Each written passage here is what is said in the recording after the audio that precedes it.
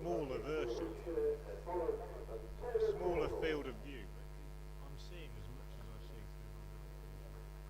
Very good. So for because I struggled a bit to identify. Right, here we go. Welcome back to New Road in Worcester, where play is about to get underway in the second innings of this Royal London Cup game between Worcestershire and Essex. Worcestershire having been set 280 to win by Essex, who were put into bat earlier today, and reached 279 for 6 in their 50 overs. Top scorer was Robin Dass, who made an excellent 63. He was very well supported by Luke Benkenstein, who made 55, and earlier Feroz Kushi made 43 for Worcestershire. 3 wickets for Pennington, 2 for Gibbon, 2 for Tongue on his return to the side, and 1 for Ed Barnard. Worcestershire's opening batsmen are making their way out to the middle. They are the two left-handers, Ed Pollock and Taylor Cornall. Azhar Ali missing from the Worcestershire side today owing to the injury that he picked up in playing that match-winning innings at Northampton earlier this week. Ed Pollock restored to the side in Azhar Ali's place, having been left out of the side following a string of low scores, but all was dangerous. Worcestershire about to begin their pursuit of 280 for victory in this game. First ball being bowled as I speak down the leg side. It's a wide. First run on the board for Worcestershire. Then earlier today Essex put into bat 279 for 6. Dass top scored with 63. 3 wickets for Dylan Pennington and 2 for Ben Gibbon and Josh Tongue on returning to the side. So Worcestershire needing 280 to win. We're in the first over and they're 1 without loss.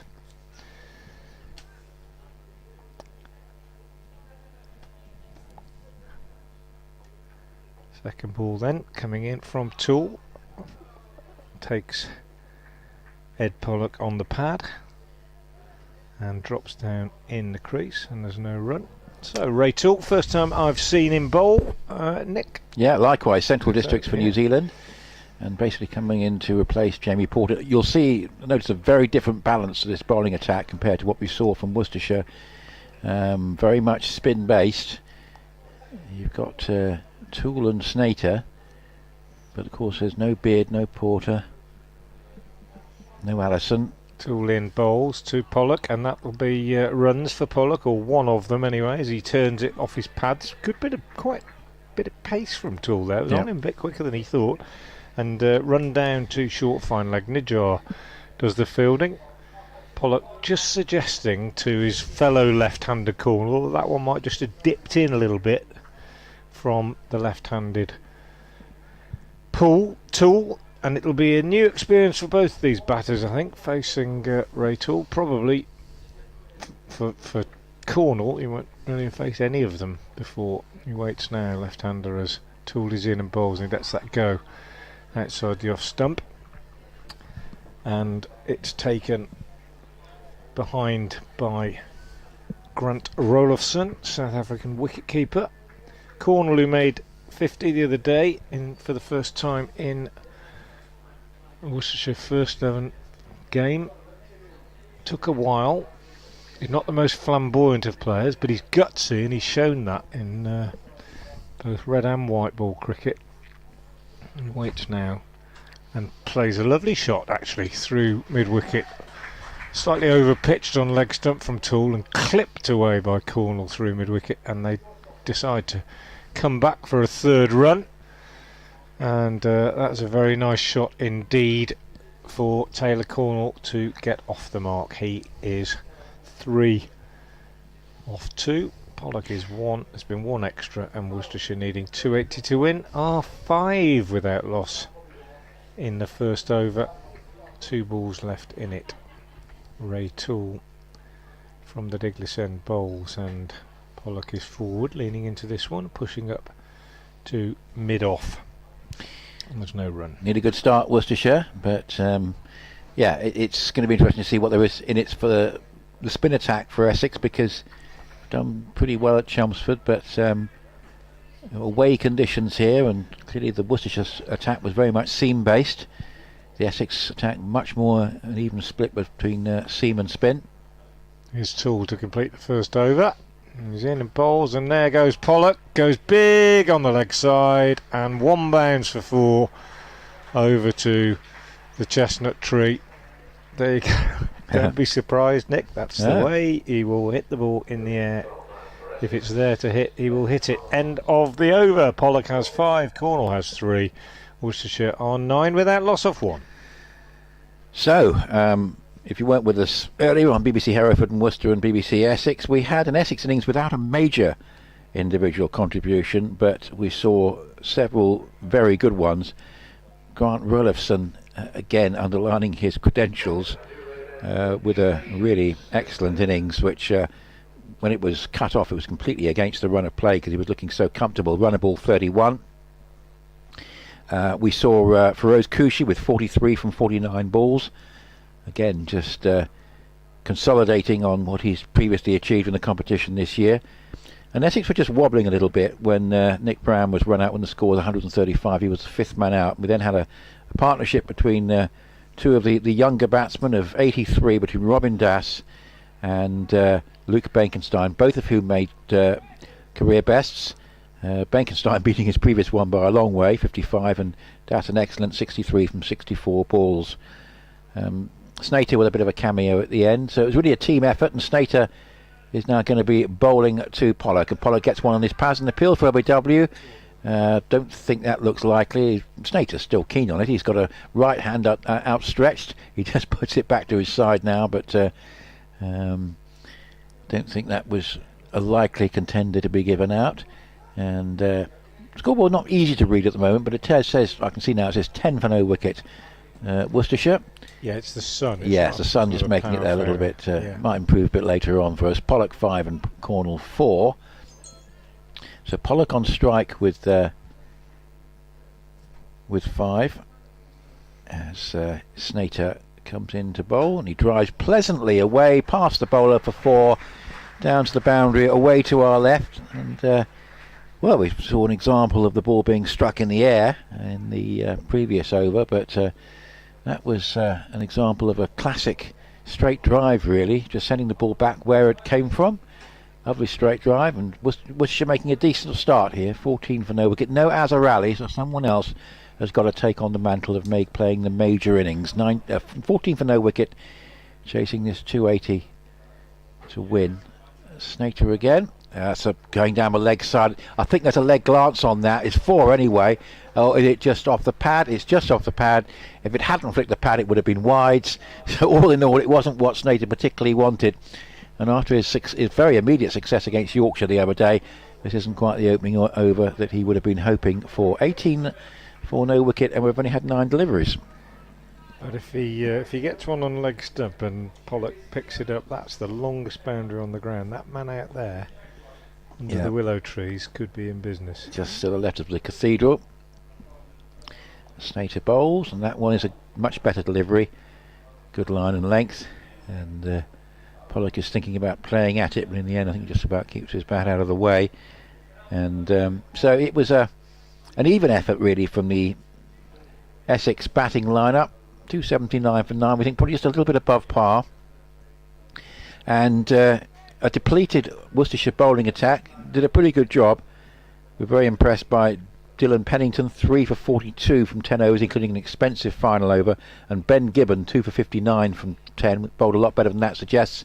This is hit uppishly but safe, sort of a pull really along the ground out towards deep square leg, and that does look like Ben Allison out there. He must be fielding as a sub, because I'm sure he's not in the original side. We know that because he didn't bat, and everybody got a bat, but that is him out there, so somebody's not fielding. 19 for no wicket. Good start for Worcestershire. It's either him or somebody's pinched his shirt. Which could be the case. A couple of first ballers as well in the Essex innings, Jamal Richards and Tom Wesley. It's played just into the onside with no pace by Cornall just nicely played, a nice way to end the over from Worcestershire's point of view. Just an extra run to finish off what's been a pretty good over and a pretty good start all round for the home side. 280 for target, 20 for no wicket. Pollock 10 and Cornall 5, and it's going to be a question of laying a base here for Worcestershire, and then it's going to be a lot down to what success the Essex spinners can have, because, as I say, spinners are a very key part of this 50 over Essex attack. Yeah, and it's a good start. And if, as I said to you, Nick, if Pollock bats for an hour, then he will get 50. It's just the way that he plays.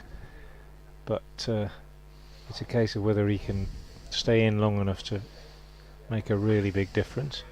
As Toole bowls first ball of his second over, the third of the innings, to Taylor Cornall, who plays off the back foot, defensively out square on the offside, and the fielding is done by Benkenstein at backward point.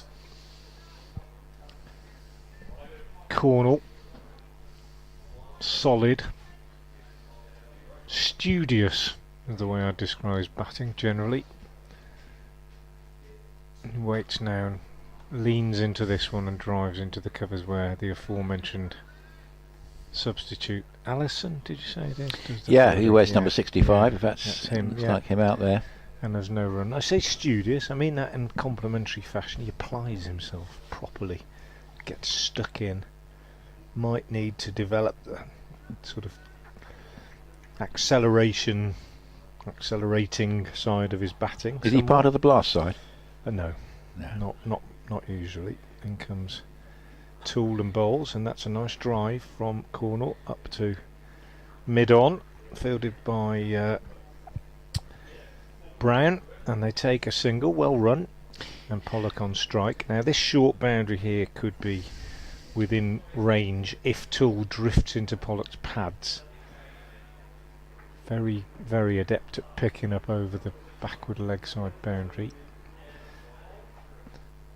It's quite short on this pavilion side of the ground today as the left-hander waits, and Toole is in and bowls to him, and he's actually forward to a good length ball on off stump and pushing out into the covers, and there is no run taken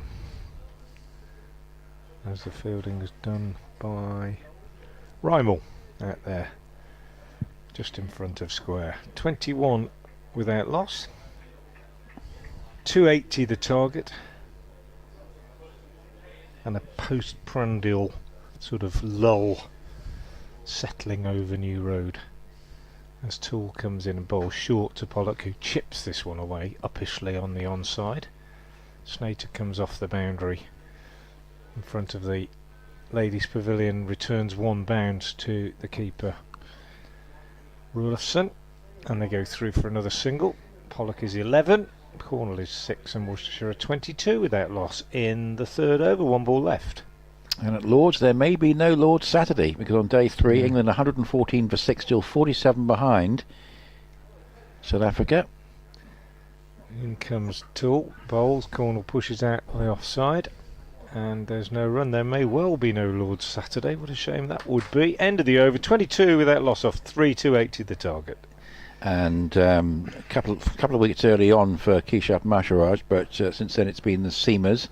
A couple of players who might be under pressure. Obviously Crawley, who failed again, 13, and Ben Folkes 6 and 0 in the game, and not quite delivering with the bat for England. He could be under a little bit of pressure. Doesn't quite manage to replicate what he does for Surrey, and Surrey might end up with a swap of Folkes for possibly Rory Burns coming back to England for the last couple of tests. That might be possible, but we shall see. But certainly, assuming England go on to lose that game, there'll be a few selection question marks. Yeah, well,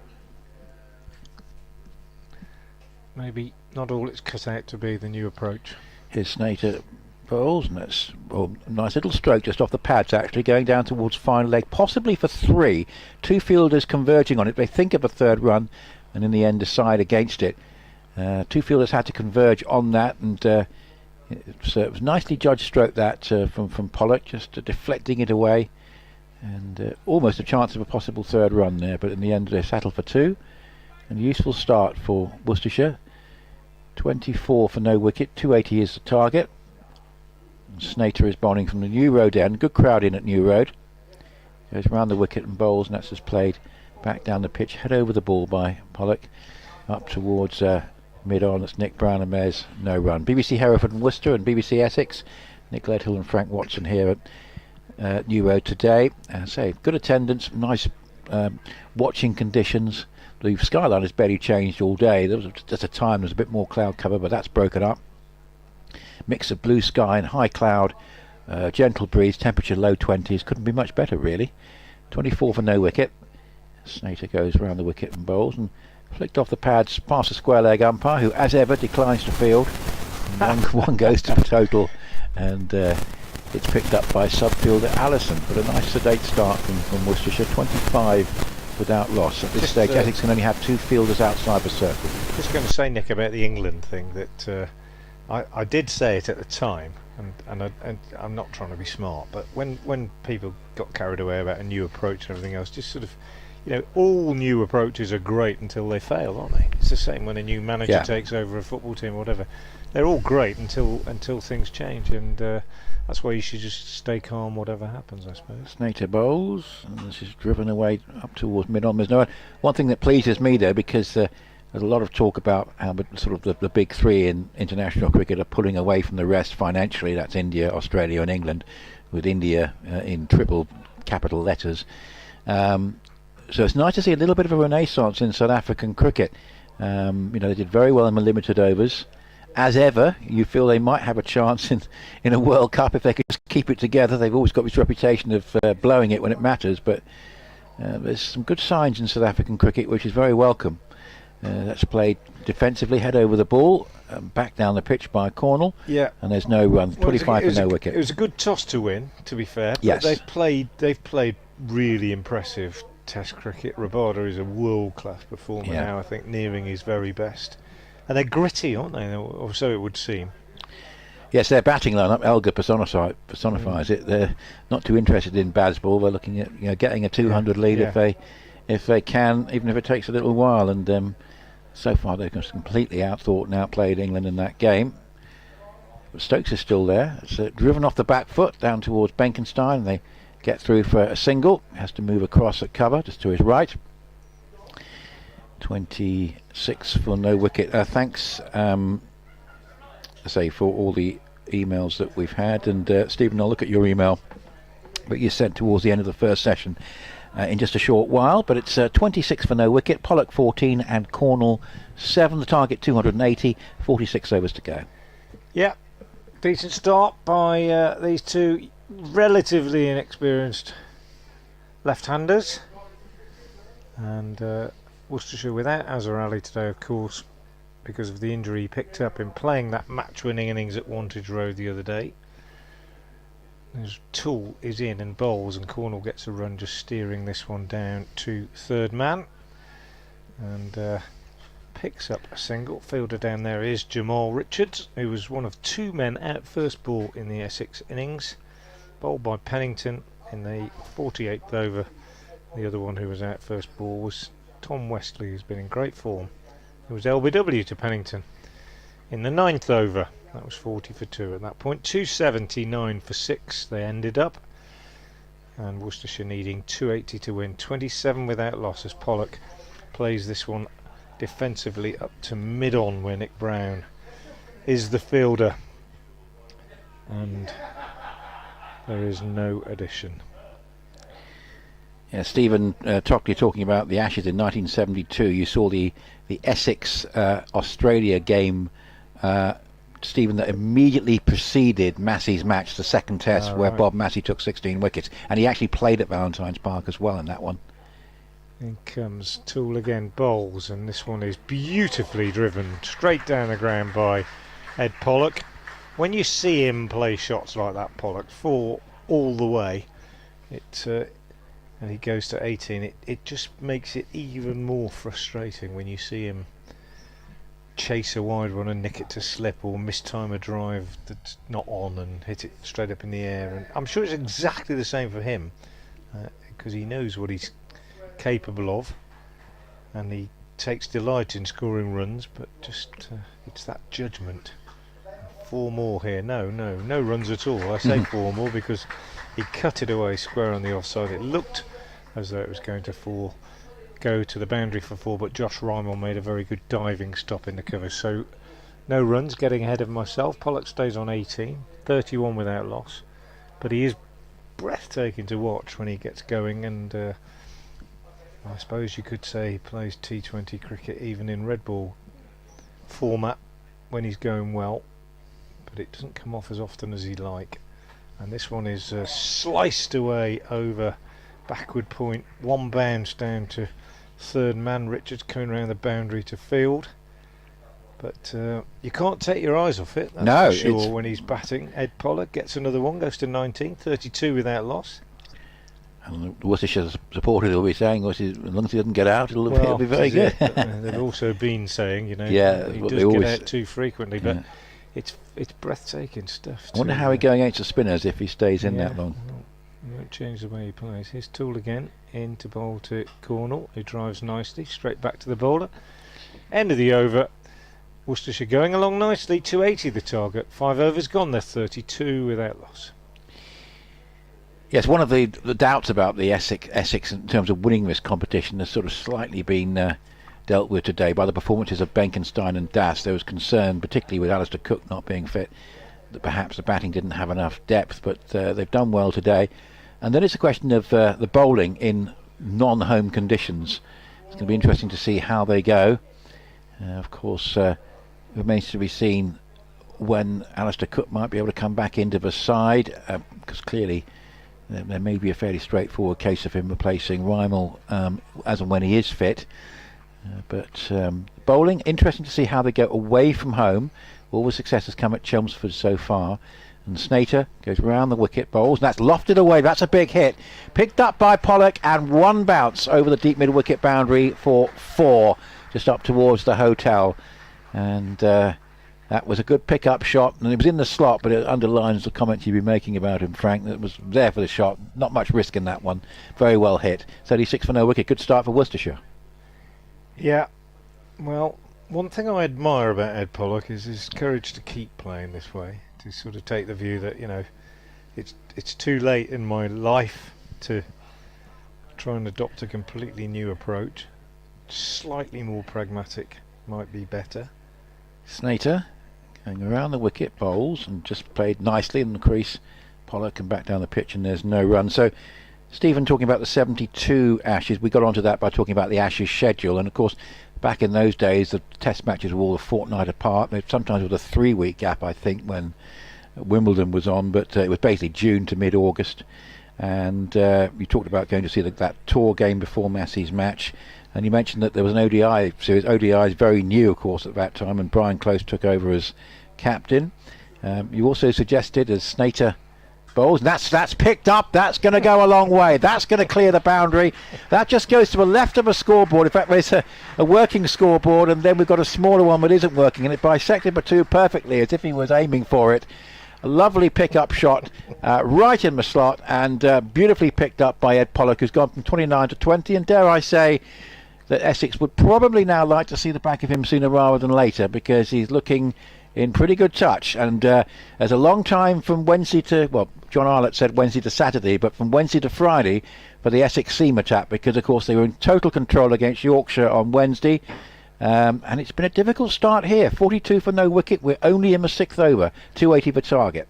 Well, I said if he bats an hour he'll get 50. It might be more than that, but it is just, you can't take your eyes off it. He could get out any ball in my experience, but he's got 200 in the Championship this year playing like this. Well, we were seeing in the 4th innings of a game at Merchant Taylor's against Middlesex, when Worcestershire had scored 250 odd or whatever, he came out and hit 9 sixes in 100, and the game was over. That was a great bizarre pick-up shot. It was a lovely clean hit. A long chat between Wesley and Snater, saying get him out or something like that. Nick Brown joins in with a conversation. 2 men out on the leg side now, which means a man's got to come in off the offside boundary. Only have 2 fielders outside the circle in the power play. Just But the first 10 he's overs. more likely to hit it over the leg side Yeah. than he is over the offside or through the offside. But there is a potential if he gets one half of the length, middle and off, of getting a boundary if he can bisect the field. Anyway, Snater bowling to Pollock, and Pollock this time does the right thing by treating a perfectly good ball with respect, get head over the ball and plays defensively, and I suspect that Worcestershire fans are pleased to see that as the 6 really, because it just shows that he's knuckling down for the long haul here. It just needs a major innings. Essex did not get the major innings, so lots of contributions, but a major innings could win this for Worcestershire. 42 for no wicket, target 280 on BBC Essex and BBC Hereford and Worcester, at the home of Worcestershire cricket. As here is another pick-up shot that's going just one bounce towards deep backward square leg, long leg running round. Slight more risk on that, didn't quite pick it up as he would have wanted to. Allison briefly interested, but it did bounce to his right and just gets the 1. He goes to 30 from 22. Cornall is on strike, 43 for no wicket. Yeah, that's the danger area, that just behind square on the leg side. Almost good that he didn't really hit that one that well. As Snater bowls, and Cornall will take a single here, just pushing with no pace up to Cushy at mid-wicket. Expensive over from Snater, who's not began as well as he would have liked, and 44 for no wicket. Pollock 30 and Cornall has 9, and so Worcestershire about as good a start as they I think could have wished for. The required rate actually below a run a ball at the moment, so as long as they can keep it at that and keep wickets in hand, and they'll be nicely placed. Good friend of mine is retired now, but was the master in charge of cricket at the Royal Grammar School, Worcester, just up the road, and he had Ed Pollock under his guidance for the first few years of his career, and he recalls Worcester Royal Grammar School under 12s playing Hereford Cathedral School under 12s. I'll just break off as Toole comes in and bowls, and Cornall gets a bit lucky here, jabs this one down into the ground and it just misses the stumps, no run. And he sat the team down before the game. Ed Pollock was opening the batting, and he said, now we know what we've talked about, just play carefully, play sensibly, play to your strengths. Ed, just calm down, don't be too keen to get after the bowling, just play yourself in. And he said, went out, and of course the masters, the teachers were umpiring the game as well. Just break off as Toole comes in again and bowls, and Cornall plays defensively down on the offside, no run. And he said, so just play yourself in and make sure you just take it easy. And then stood back as umpire and watched as seam bowler ran in and bowled the first ball of the game, and Ed Pollock went down on one knee and swept it to 6 over backward square leg, and then just gave him an angelic little smile, and nothing's changed. Released by Warwickshire, started in the academy here at Worcester, then signed by Warwickshire, released by them as Toole bowls, and Cornall drives up to mid-off and lured back to New Road here by the prospect of playing some red ball cricket as well as white ball cricket. The irony is that he's probably enjoyed more success in the red ball game than he has in the white ball game so far this year. Cornall here 9 from 17 balls. That doesn't matter because he can actually play the second fiddle role while Pollock is there, and his job is just to make sure he stays in, just rotate the strike where he can. He waits now as Toole bowls and just steers this one down behind square on the offside. Fine of Blenkenstein this time, and so they are able to go through for a single. 44 with that loss. I've read stuff on social media. 45 with that loss. I've read stuff on social media from Worcestershire fans saying they've had enough of Pollock and how many chances does he get and everything else. I've spoken to people that have watched him win that game at Middlesex and get 100 at Leicester and say, well, you know, it's so thrilling, it's worth persevering with. Toole bowls. Pollock is forward to this one, pushing out on the offside, no run.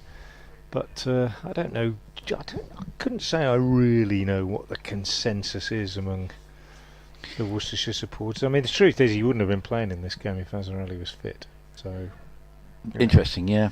So if he gets 100, that will just it means that just makes a mockery of the whole thing, doesn't it? Really. I hope he does, of course. From a Worcestershire point of view, I don't mean to sound too one-eyed.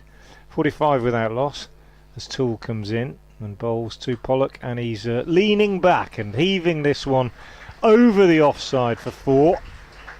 Just sort of uppercut really over in front of square on the offside, just muscled away to the cover boundary, and he races on to 34 off 24, and Worcestershire 49 without loss off 7. So Duckworth Lewis is 25 and Worcestershire are 49. That gives you an indication as to the impetus that Pollock gives at the start of an innings. He's been there for nearly half an hour. He's got 34. I said if he bats for an hour he'll get 50. Change in the bowling. Now, so this is Jamal Richards, he's certainly shown a lot of promise. It's going to be interesting to see how he goes here, away from Chelmsford, away from the home comforts, and fascinating to see how he shapes up. An important point here at 49 for no wicket. Update time.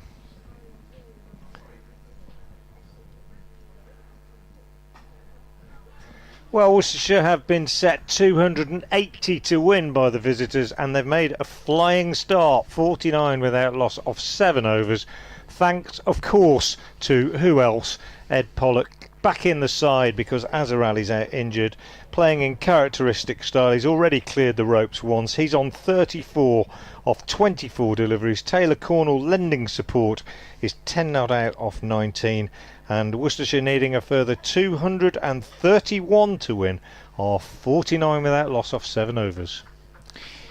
Couple of dot balls from Richards, who has good pace and has one of those almost effortless run-ups. Yeah.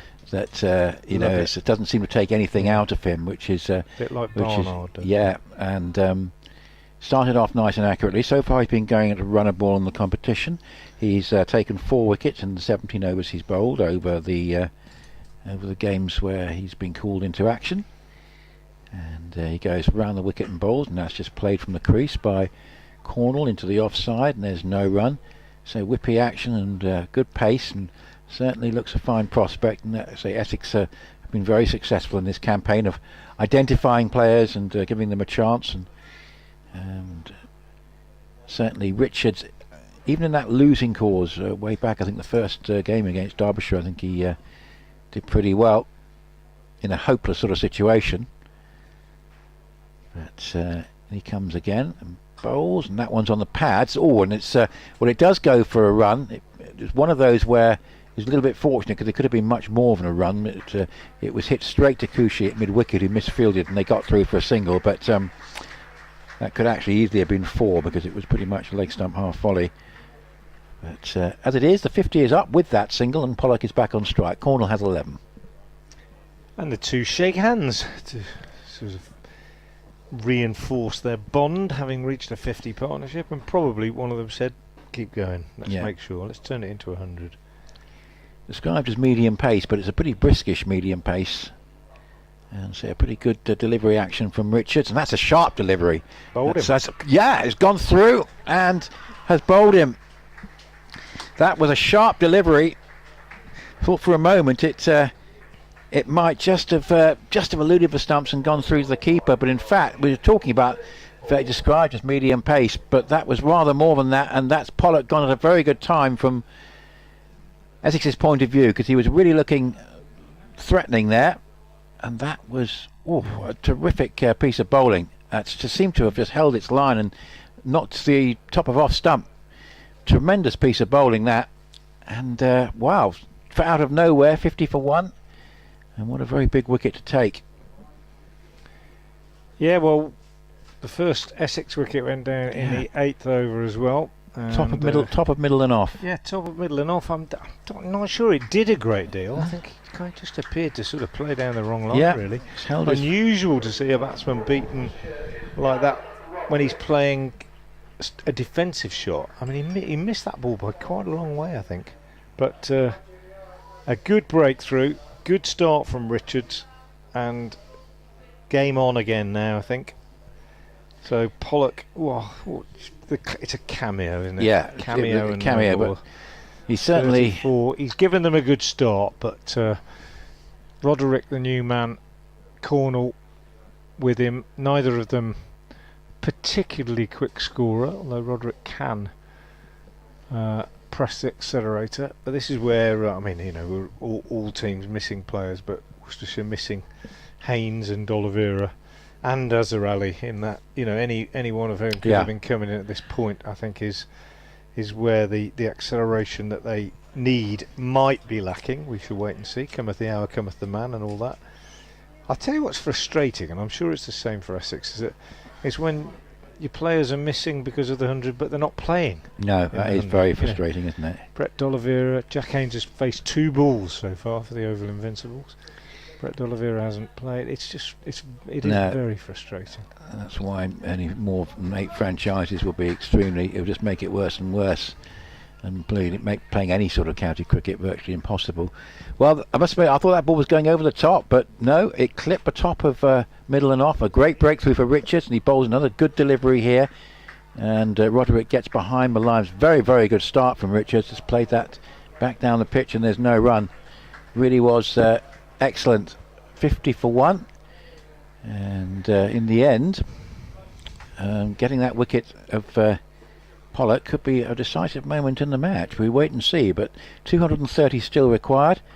And Jamal Richards strikes in his first over, and with effectively a sort of 3-man seam attack, important that all 3 do well. Snater has perhaps not been quite at his best, but Richards striking straight away, very good news for Essex. So 50 for 1, 230 required. Cornall has 11 and Roderick no score, but because Pollock scored so quickly, the asking rate is only 5.5, so they've got time to accumulate it. Aaron Nijar coming into the attack with his left arm spin at the Diglis end, and he'll be bowling to Taylor Cornall. First proper spin we've seen in the whole game, I guess you'd say, and that's no disrespect to Jake Libby, but Libby, a part-timer, Nijar, front line, left arm spinner. Fascinating, of course, Pollock not quite making it to the spinners.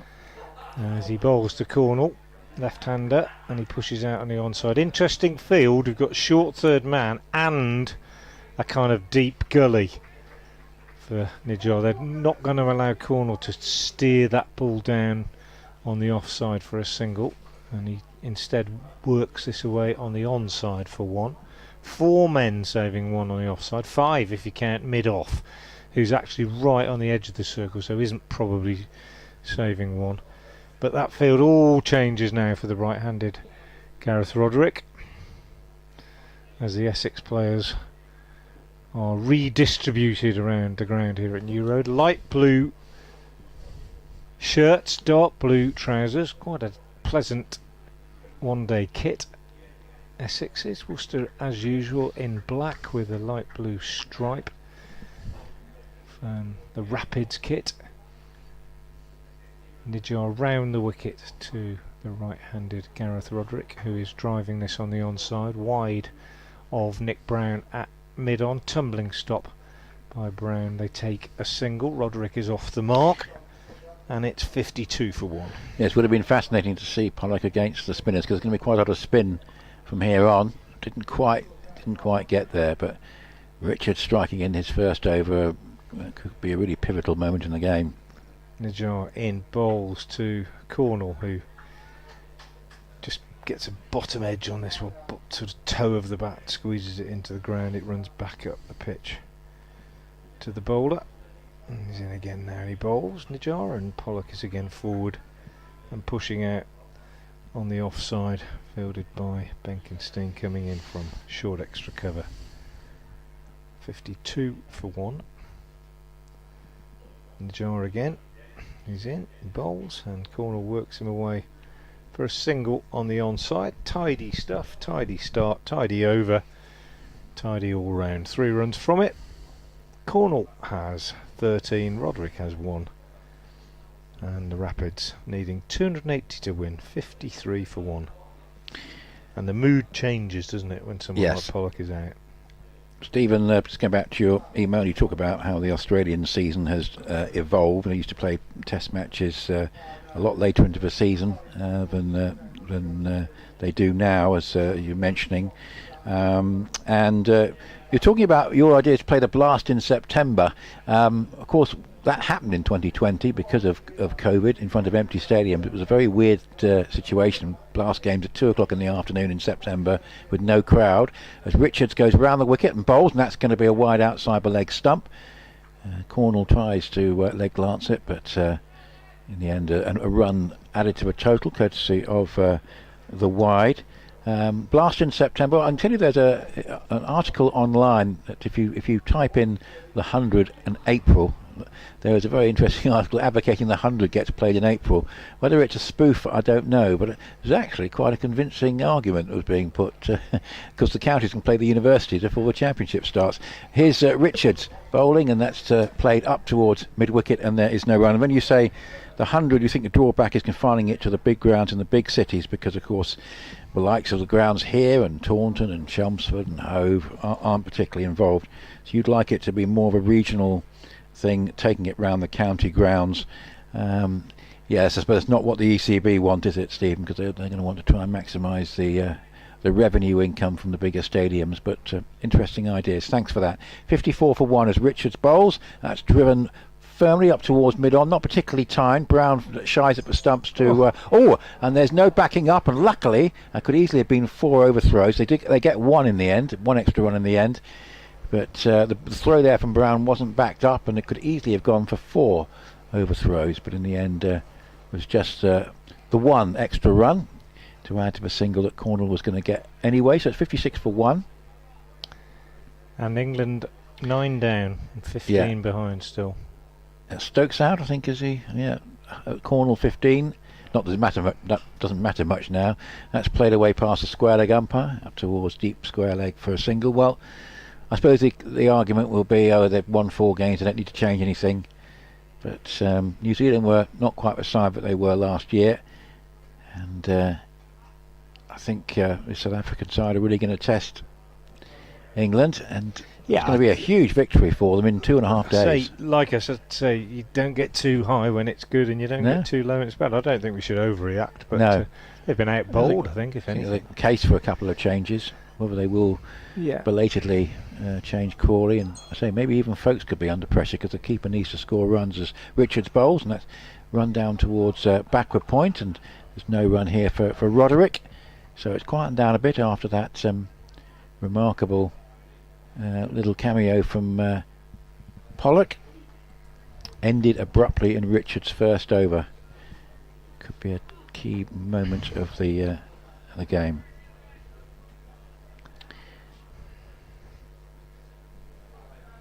.57 for 1. As Richards bowls, and that's a nice looking drive from Roderick. Very orthodox shot, head over the ball up towards Tom Wesley at mid-off. And the throw comes into Roloffson, who's sort of taken over from the out of form with the battleman behind the stumps. Just gives Essex that extra option. Roloffson effectively a batting keeping all-rounder, which is very useful, particularly in limited overs cricket. 57 for 1, BBC Essex and BBC Hereford and Worcester. And here's Richards again, bowls in with an angle bat, steered down towards third man for a single to Roderick. So Worcestershire, knowing that they've got a little bit of leeway now because of the pace at which Pollock was scoring. The key thing is just to get another partnership established, even if it just takes a little bit of time.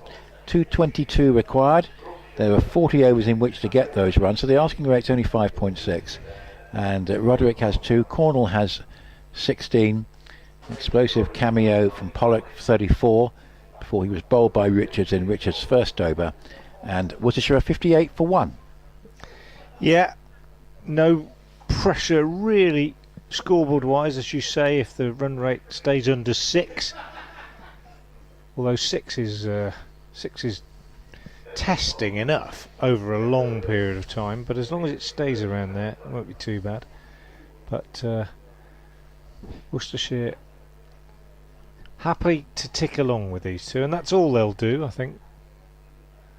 Nijar to carry on from the Diglis end, and another lovely looking shot from Roderick. It's a very pleasing off drive that Gareth Roderick plays, leaning into the ball, bending that front knee, high left elbow, Straight to the fielder, no run, but aesthetically very pleasant, and he drives straight back to the bowler this time, who can't hang on to the ball, but they don't take the single that they considered as that one runs through Nijar's hands. 58 for 1 it remains. Roderick drives again. Again, same result. Nijar half stops but takes enough pace off the ball to prevent the single. Roderick has 2. Man going back at long on there. They're almost saying you can have 1. And Roderick works it away squarer on the onside and doesn't take 1, as the fielding is done by I think it's Rymel there at short mid-wicket. Still don't know who's off, do we, for the substitute to be on? No, having a look for that. Here's Nijar round the wicket, pushes this one through, and Roderick does take the single on offer. Could be Das. Up to long one. Yeah, I think it is Das actually. Looking around. Yeah, I think it is. Maybe a bit of fatigue, bit of cramp. Might have turned an ankle or something during that innings. Played really well earlier today. Robin Das top scored 63 in the 279 for 6 Essex first innings. 59 for 1 Worcestershire in reply. 1 ball left in the 11th. Aaron Nijar bowls to the left-handed Cornall, who works that one up to long on for a single. He'll keep the strike. Cornall, he goes to 17, and Worcestershire 60 for 1 off 11.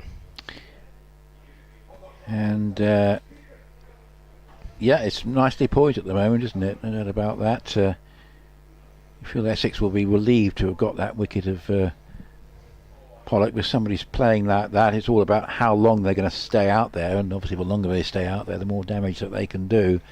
And obviously, not surprisingly, they've cut the scoring rate down. It would have been fascinating to see Pollock against the spin bowlers, but we didn't get a chance to see that. But Richards has started very well.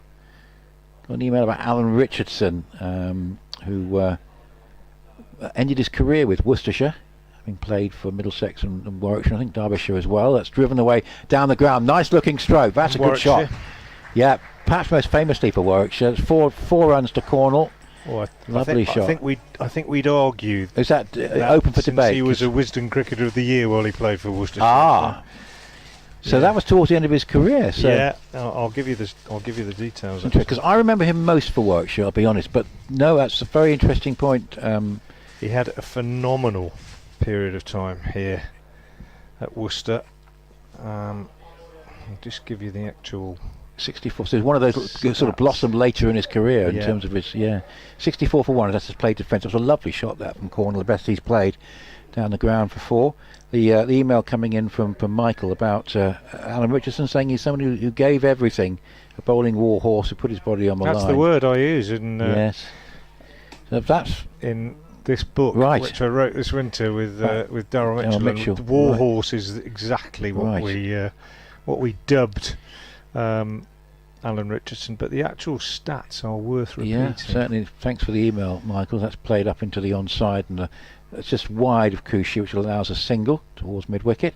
So these two starting to rebuild again after the dismissal of Pollock. Remember, the target is 280, and remember, if Essex win this game and one of Yorkshire, Lancashire or Hampshire lose, then they're pretty much going to be certain of a place in the knockout stages if they win on Sunday at Southampton. The weather forecast was poor for Southampton on Sunday, but it's appeared to have improved a little bit.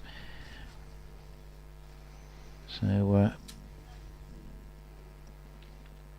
yes, he was about 4 years, I think, wasn't he? About a decade ago. It's run down off the open face down towards third man. There's going to be another single here for Roderick, who's dealing in singles at the moment. I didn't know he had that Wisden Cricketer of the Year accolade, so that was something I wasn't aware of. Yeah, 4 years at Worcestershire. Yeah. Phenomenal performance. In the year when he was one of Wisden's 5 cricketers of the year, that year he bowled 669 overs in first class cricket and took 73 wickets, top wicket taker in Division 1. Wow, it's pretty impressive as Richards bowls, and that's probably 4 wides. Unless there's any sort of contact there. 4 runs, there was a little bit of something on that. It must have been just a faint edge, because it looked initially as though it had missed the bat, but the only difference from Worcestershire's point of view is they don't get an extra ball, they still get the boundary. 70 for 1. Yeah, fascinating that. I mean, he had sort of fairly even stints at the clubs he played for. He sort of stay for 4 years and then leave. Yeah, he didn't really get it right when he was with Warwickshire, by his own admission. Right. As this is played off the back foot past the square leg umpire, and away for another single out towards deep square leg for 1 run. And he played for Middlesex in between, didn't he? I think between. Yeah, he did. And maybe Derbyshire as well. Derbyshire at first. Then, 2012, one of the Wisden Cricketers of the Year. 9 days in May 2013, took 24 wickets in consecutive matches. 5 for 41 and 7 for 22 against Kent. Right. Then 8 for 37 and 4 for 70 against Gloucestershire at Worcestershire. So 24 for 170. Well, that's good enough for overs me. In that period of time. Yeah, that's good enough for me, Frank, to convince me of it the argument for was Worcestershire. Fantastic. Yeah. Great. Well, I'm glad we had the brilliant ending to his career, and then Yeah. became the a bowling coach at Warwickshire, and then when he finished there, he came back here as assistant coach. So 71 for 1, Cornall 27 and Roderick 4. Means 209 required and a further 38 overs. And again, the asking rate, Worcestershire are keeping that nicely at 5.5. The longer they can keep that there, with wickets in hand, the happier they'll be. Nijjar has been removed from the attack and replaced at the Diglis end by Shane Snater, who starts bowling round the wicket to Cornall, who flicks at this one down the leg side, and must have flicked the pad, because there's a diving take by Rulofsson. Yeah. And they appeal. Nice take. And the umpire doesn't give a wide, so it must have flicked the pad. But watch for that, because twice this season, including last week here against Derbyshire, Cornall has been caught down the leg side playing exactly like that. Whether it's just a tiny little technical problem, I'm not sure. And that's a lovely shot by Cornall, clipped away in front of square on the leg side. They'll take 2 as Benkenstein runs round to do the fielding, and Cornall goes on to 29. And when I say that, it's tiny flaw. I mean, you only need to get a bit of bat on it, and you've got 4 runs down to fine leg. But twice he's maybe just gone a tiny little bit too far inside. It doesn't quite get enough bat on it, and he's been caught by the keeper down the leg side. Or it might be that I've just happened to have seen 2 occasions when he's been very unlucky. But if that had happened again there, you would have started to think, goodness me, this is a bit more than coincidence. 73 for 1. Snater over the wicket to the left-handed Cornall, who drives and gets a bit lucky here as he slices that drive in the air. It would have gone to gully. As it is, there's no gully. It goes down to third man for a single. 74 for 1. Cornall goes to 30. And South Africa beat England by an innings and 12 runs in 2.5 days. Actually, less than 2 days of playing time. And if you had Stuart Broad on the sweepstake for at least joint top score, it would have paid out, because he got 35, as did Alex Lees. Next best was Ben Stokes on 20, and excellent all-round bowling performance by South Africa. Snater in bowls, and that's very deliberately and very neatly played down to third man by Gareth Roderick for a single, which takes him to 5 and the total to 75 for 1. So nobody else must have got double figures then. Yeah, not much else in there. Looking at that, 18 for Bairstow, 13 we've got an email about Crawley we'll come on to in a moment, and virtually nothing else.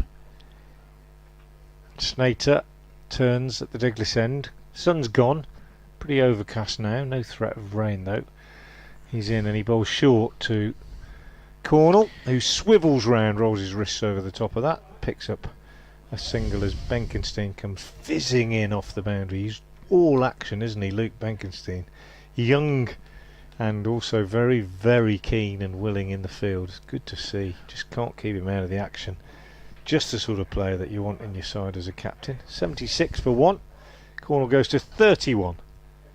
280 the target, 204 more runs required for victory.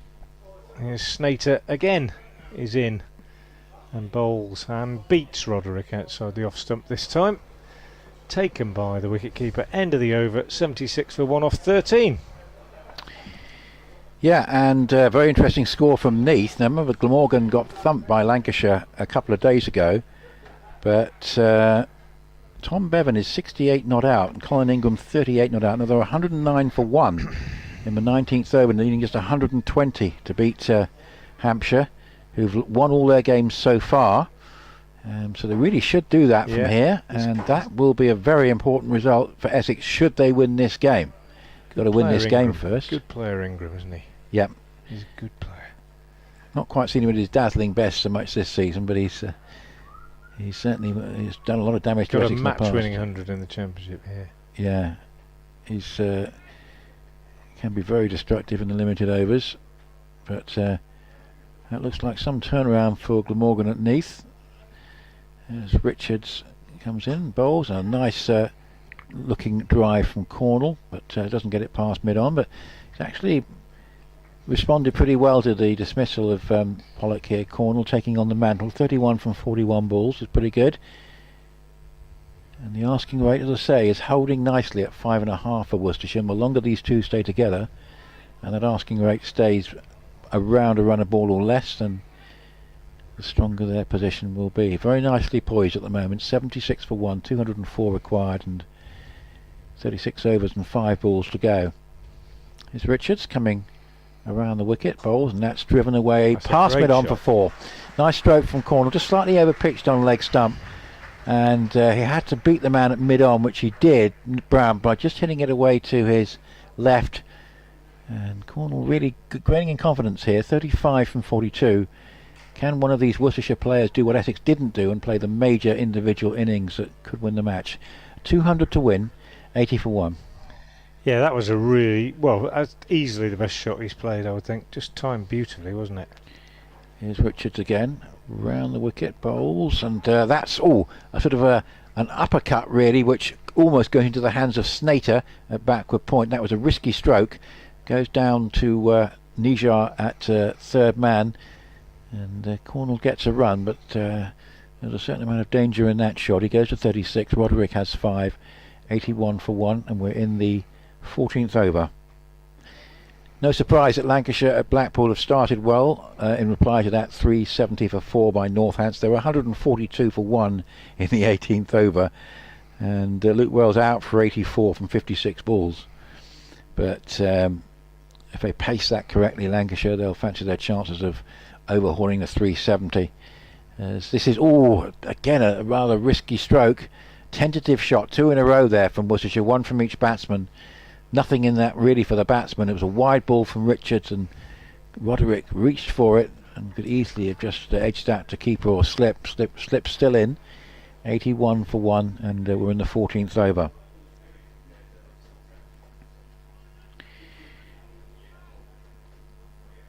Richards took a wicket in his first over, which may yet prove to be a very important one. That of Ed Pollock. Up to the wicket he bowls, and a nice looking drive straight to mid-off, nicely timed, straight to the man from Roderick. Toole 4 overs for 22, Snater 4 for 28, not quite at his best. Richards in his 4th over with a wicket so far. Latest figures 1 for 21. And Aaron Nijar's bowled 2 overs for 5. It's been a theory of mine through the season, Frank, as here is Richards bowling, and it's just played down into the offside and there's no run, that Essex in the Championship have been fielding 3 frontline seamers, which, you know, has worked at Chelmsford with one pitcher suiting Simon Harmer, but has been exposed a couple of times away from home. And in this competition they've also gone in with a sort of 3-seamer strategy. Again, it's more likely to work at home and away from home. It's going to be interesting to see how the spinners are going to perform. Certainly a different balance to the Essex attack to the Worcestershire one. 81 for 1, Roderick 5 and Cornall 36.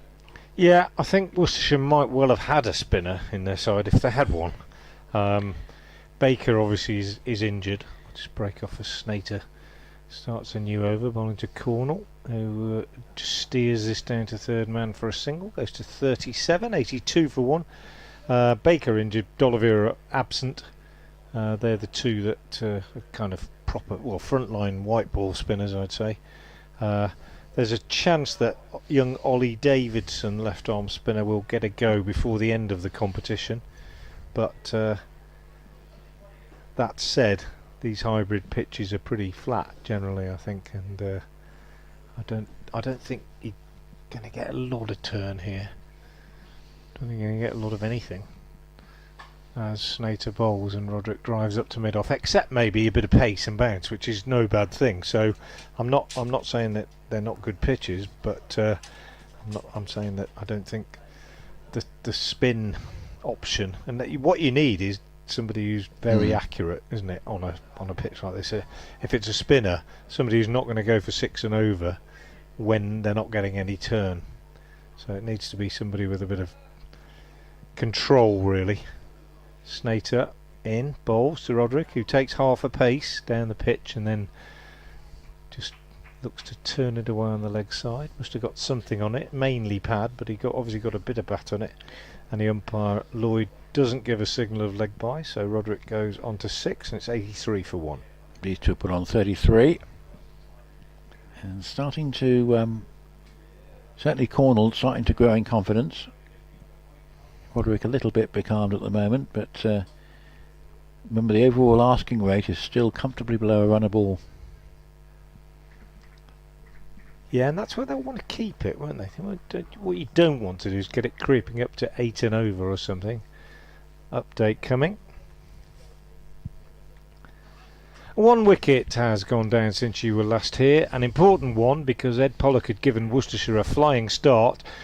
He'd made 34 in very, very quick time, in face just 25 balls and hit 5 fours and a 6, but then he was bowled by Richards for 34, as I say, and it was 50 for 1 in the 8th over. Since then, solid progress, 35 added so far by Gareth Roderick, who's on 6, and Taylor Cornall, who's beginning to blossom. He's on 39. 15th over in progress, Worcestershire needing a further 195 to win, 85 for 1. As Snater bowls to Cornall, who swivels round on this, rolls his wrists and picks up a single. As ever, Benkenstein racing round the boundary to do the fielding, and Cornall goes to 40. It's a reminder of the latter stages of this competition. The side finishing second in each group plays the third place side from the opposite group, and then the winner of that game will play an away tie against one of the two group winners. Snater over the wicket, bowls to Roderick, who cuts. Half stopped at backward point by Nijar, I think. Nijar, yeah, Nijar it was. Just checking my numbers, and they get a single. So runs are beginning to come a little bit more freely now, and the Rapids are now 87 for 1. The run rate 5.5, the required run rate, and Roderick has 7 now, Cornall has 40, and we're going to see further spin coming into the attack at the new road end. We're going to see Tom Westley with his off spin, isn't it? Yeah, and then we're going to see eventually probably Luke Benkenstein, who took 6 wickets the other day. So very much sort of a half and half seam and spin attack. Well, away from home, it can be more difficult if conditions aren't quite right for the spinners, but surely I would have thought the Worcestershire strategy against the spinners is going to be to try and milk them and you know, try and get at least 4 to 5 runs per over. The longer they do that without losing a wicket, the asking rate won't go up that much, and then they'll have the opportunity to consolidate. So Essex probably would have liked to have got at least 1 more wicket, possibly 2, than they've actually managed to achieve at this stage. Solid start by Worcestershire, 87 for 1, chasing 280. And it's going to be Westley bowls, and that's just worked off the back foot for the first of those singles that we were suggesting they might be looking for. As Snater in his sun hat comes in from deep mid wicket, and one more goes to Roderick's account. He's on 8, Cornall 40 from 46, and that represents some acceleration recently.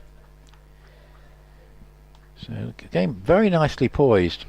One or two of those games at Chelmsford, interesting watches, but weren't half one-sided on occasions. And but this actually is shaping up to be quite a close game, as the game at Northampton was. Yes, basically the games at Chelmsford, Essex did very well. They won them pretty comfortably. And they lost pretty comfortably against Derbyshire. Oh, it's a beautiful delivery from Wesley, which beats Cornell's defensive shot, and just maybe a hint of a bit of turn there. I'd like to see a replay of that. The bail's whipped off by Rullifson, but that's encouraging for Wesley. And a bit more of that, and the 3 spinners might look a very good idea here. Just seemed to make a bit of a misjudgment there from yeah, beaten in the Cornall. flight rather than off the pitch, I think. I'd see a replay, but yeah, as that one he plays rather more convincingly, straight up towards mid-wicket. Yes, wouldn't expect a lot of turn here, but anything there will be, Essex will be grateful for, given the balance of the attack. Wesley going round the wicket and bowls, and that's, oh, again just a hint of something there, because he's trying to play it away into the onside, and it's come off the outer half of the bat and rolled into the offside there. And that could be turn, or again it just could be a misjudgment. Cornall on 40, a little bit stuck here against Wesley, and he goes onto the back foot, but plays a nice stroke past the bowler for a single to long on, just relieving a little bit of pressure. Good start from Wesley though. Cornall to 41, and it's 89 for 1. Wesley coming back to his mark again. 280 for target. Wesley bowls, and this time Roderick does what he did at the start of the over by just finding a gap on the leg side and playing the ball away, and Ben Allison, who we think is on for Das, completes the fielding there, whips in the return. Nice start from Tom Wesley, 3 from the over, 90 for 1, 190 required, further 34 overs the asking rate, still on 5.6, and Stephen on our email saying you have to take your hat off to Zach Crawley, carving out a test career on the back of a first class average of less than 30, which of course includes one score of 267. Nick Brown and Jake Libby must wonder what they've done wrong. I suppose there are a few others who could be vying for that England opener slot. I'm convinced the best English opener is nursing his back in the TMS box. Looking forward to seeing Sir Alistair at Chelmsford next month if England can't persuade him to make a comeback, Stephen. And who knows, maybe Sir Alistair, if Essex were to get through, might be fit for latter stages of this competition. The final, of course, is still some way away. Shane Snater from the Diglis end comes in and bowls to Roderick. He pushes out on the offside. It's all about timing, isn't it? International recognition, I think. I was talking about Daryl Mitchell before. Some people say he was unlucky not to play for England, and when you talk to him about it, he says, well, you know, it was close maybe at one time. He knows he was discussed in a couple of selection meetings in 2015, I think it was, but if two people are doing well at that time, yes, you know, you don't. Whereas now, if you were a prolific opener, you'd probably get the chance. Snater in bowls. Roderick turns this on the onside. They'll take 1. Nick Brown feels they won't take 2. Brown gets down well for a big man, and Roderick goes into double figures, 91 for 1 now. Whereas, you know, you could go through a period of time where there was a settled opening partnership and you could get thousands of runs and you would never get recognised. So it's all about timing and opportunity. Jake Libby, to be fair, a couple of years ago, top run scorer in the country, but this year, although he got 100 the other day, has struggled to rediscover that level of consistency. Snater is in, bowls, Cornall drives on the onside. He'll only get 1. Benkenstein, as ever, is racing across the ground to do the fielding. His throw this time is a little bit wayward, but they take a single anyway. Cornall goes to 42, 92 for 1, 188 more needed. Yes, I mean, certainly Crawley fits the mould of the Bazball thing, if you like, in terms of his aggressive, he's an aggressive player, but I think his time might be running out. There was an interesting line that came out the other day. I'm not exactly sure who it was from. Snater is in and bowls a bouncer, which Roderick pulls very nicely down to long leg, but straight to Richards. They only get one. And it said, somebody in the camp had said, we're not really looking for consistency from Crawley. We're looking for a couple of match-winning innings. And I thought, well, that goes against everything I've ever learned about the game. Really, is that what you do want from your top order batsman is exactly that consistency. And funnily enough, in T20, what they said there would be true, because you don't mind people getting out cheaply, because as long as they can play a match-winning innings every now and again. Anyway, here's Snater bowling to Cornall. And Cornall drives, doesn't time it, into the ground, pops up on the offside, fielded by who's that? That looks like Rymel. Mid-off Rymel, it is. Rymel wearing 49, and they get no run anyway. 93 for 1. Cornall 42 off 52. Typical, quite solid. And I say typical in a good way, meaning dependable, and that with batting with proper application, the left-hander. Snater's in, bowls, and he drives sweetly this time, but there's a really good stop this time by Rymel, because he hit that quite nicely. Just disappointed he didn't find a gap on the offside. End of the over from Snater, 93 for 1. Worcestershire need 187 off 33 at a run rate of 5.7. It's just creeping up. They will want to keep it below 6, I would say. Yep, so has to be said, looking good for Glamorgan. 146 for 150 for 1, with Tom Bevan 90 from 78 and Colin Ingram 50 from 55. They're going to end Hampshire's long winning run, and say that could be very significant for Essex if they were to win this game. Glamorgan just need a further 79 now to win. And I say I think I'm going to back Lancashire at Blackpool. 174 for 1 in the 23rd over, chasing 371 against Northants. So that's just played past Wesley for a single to Roderick. He goes to 12. Yorkshire against so a quick look at that. Yorkshire against Kent. Yeah, Kent 71 for 1 in the 10th, chasing 283 to win. That's at Canterbury. And one or two other games going on which let you know about. Those are the main ones of interest. As Wesley bowls, that's driven past mid-wicket, and they get a single out to Allison at long on, just moving round. Middlesex are in contention in the other group. Had a very good afternoon with the bat, 374 for 3. That's probably at Radlett or somewhere. Very quick scoring, and they had a couple of Centurions there, Eskenazi and Sam Robson. Eskenazi's been in phenomenal form in this competition. Warwickshire 73 for 2 in reply. That's played through the mid-on gap for a single in the 14th over there, but I guess at Radlett anything probably chaseable. And Gloucestershire needing 293 to beat Surrey and stay in contention, really. 146 for 4 in the 22nd over of that one. That's actually going on at the Oval. The only match going on in London at the moment now. As here's Wesley bowling, and that's a cutaway off the back foot, and that's a good looking shot. That could well be 2, I think, as it's going to be picked up by a sprawling Richards, who just slightly loses his balance, but they get back for the second run. And these two progressing quite nicely now, actually, Frank. The 95 for 1, close to the 50 partnership, 97 for 1. And Essex now probably a little bit anxious about breaking this partnership. Yeah. Wesley will bowl again.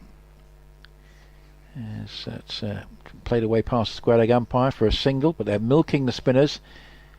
And say Kushi throwing in. Just a question, on this pitch, do they really need the fourth seamer they haven't got? That's going to be a fascinating thing to look at as we go along. 98 for 1, chasing 280 to win. And this is played away past mid-wicket, and again very good. They're going to come back for the second run. It'll bring up the Worcestershire 100, and the 50 well partnership. 50 partnership as well, 100 up. So 18 overs gone, 32 remain. Asking rate 5.7. Quite a nice platform for Worcestershire at 100 for 1 after 18 overs. Another game's just started at Taunton, where Somerset are looking to get off the mark in the competition, but Sussex are 226 for 3 in the 36th over.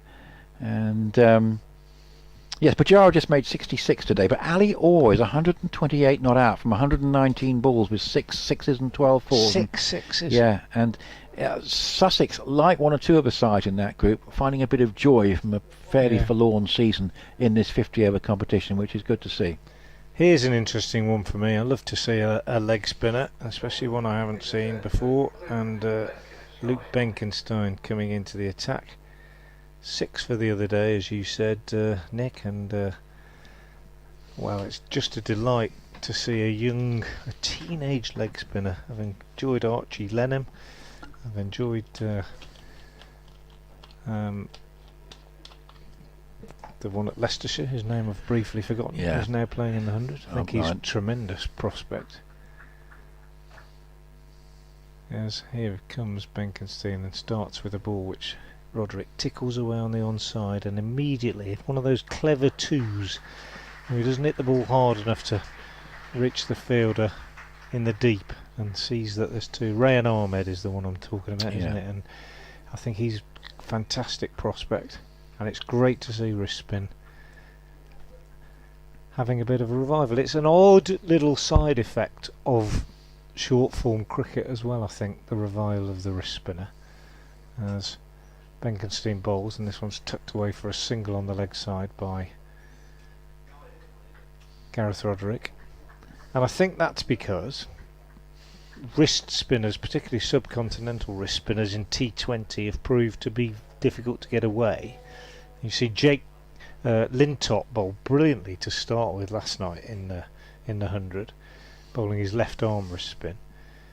Whereas in the longer game, unless they're exceptional, they can be milked, can't they? And it's when batsmen have to take risks against them that they become especially effective. So in an odd way, we'll just break off as Benkenstein bowls, and that is almost defeating Cornall. Outside edge runs out on the offside. In an odd way, the shorter format, which is kind of difficult for bowlers, very much a batsman's game, is working in favour of a revival of leg spin. Benkenstein bowls, Cornall hammers this one straight back, and is unlucky not to get 4. If that had been 6 inches to the side of the stumps at the non-striker's end, I think it would have gone all the way. Hit it really well, but it cannoned into the non-striker's stumps, and they just went through for a single. So Cornall 46, Roderick 18, 104 for 1, and Roderick on strike. Benkenstein bowls a little bit shorter, just turned away on the onside. So the policy of milking the spinners continues. If people who are listening don't know exactly what we mean by that, I mean just taking singles, twos, just not taking any risks, just picking up 4 or 5 runs and over without doing anything drastic. As Benkenstein bowls, and he's dropped a caught and bowled chance. Cornall driving, mistimed it, shin high, and Benkenstein, who's been so good in the field, got both hands down to it but couldn't hold on to it.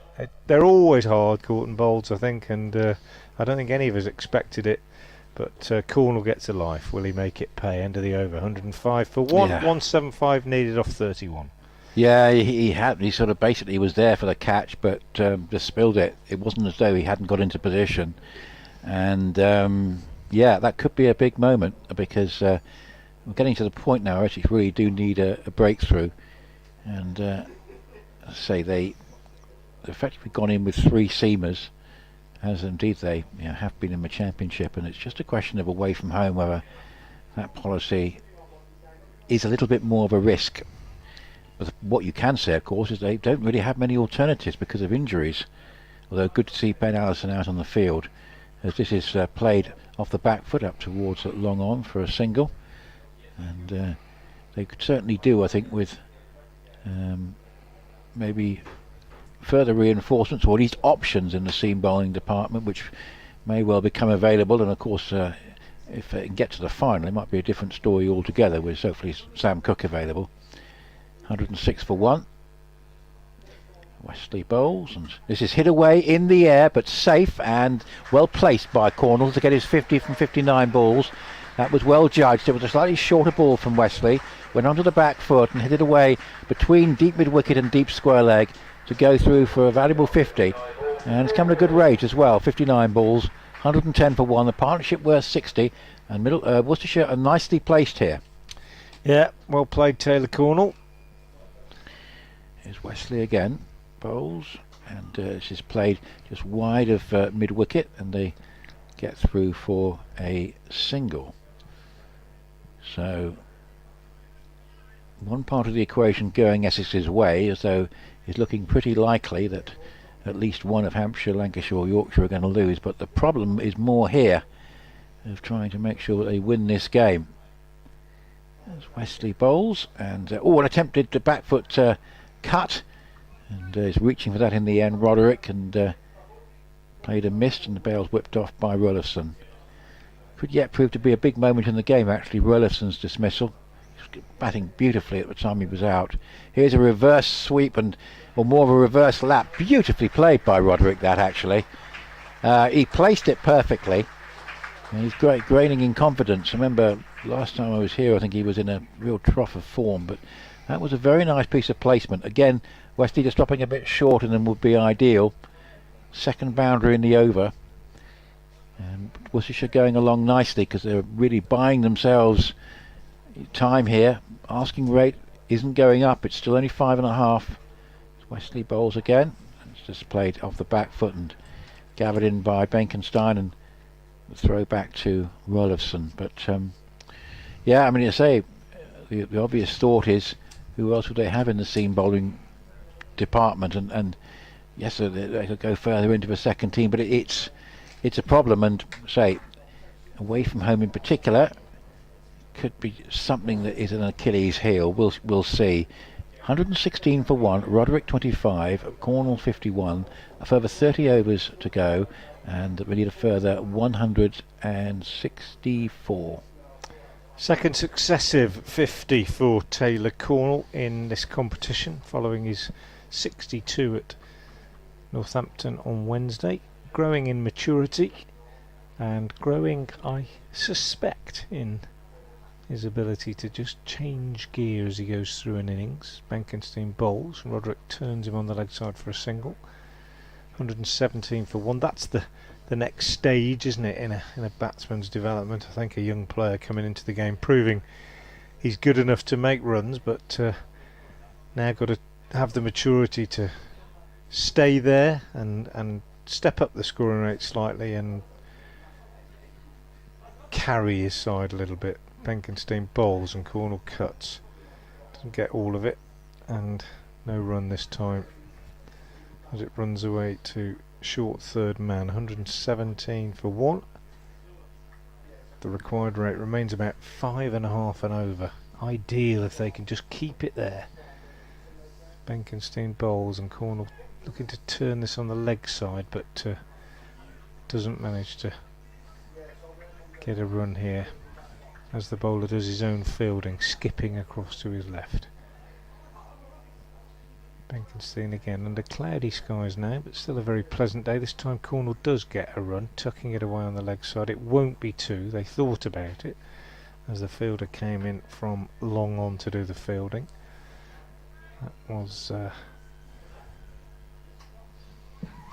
the substitute fielder coming in from long on, but they decided against a second.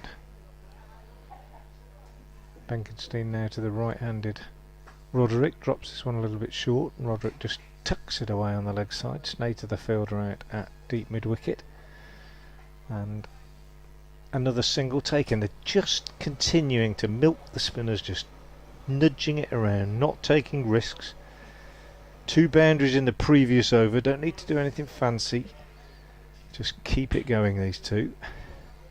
And Cornall just pushes this next one back to Benkenstein. End of a very quickly delivered and tidy over. 3 runs came from it.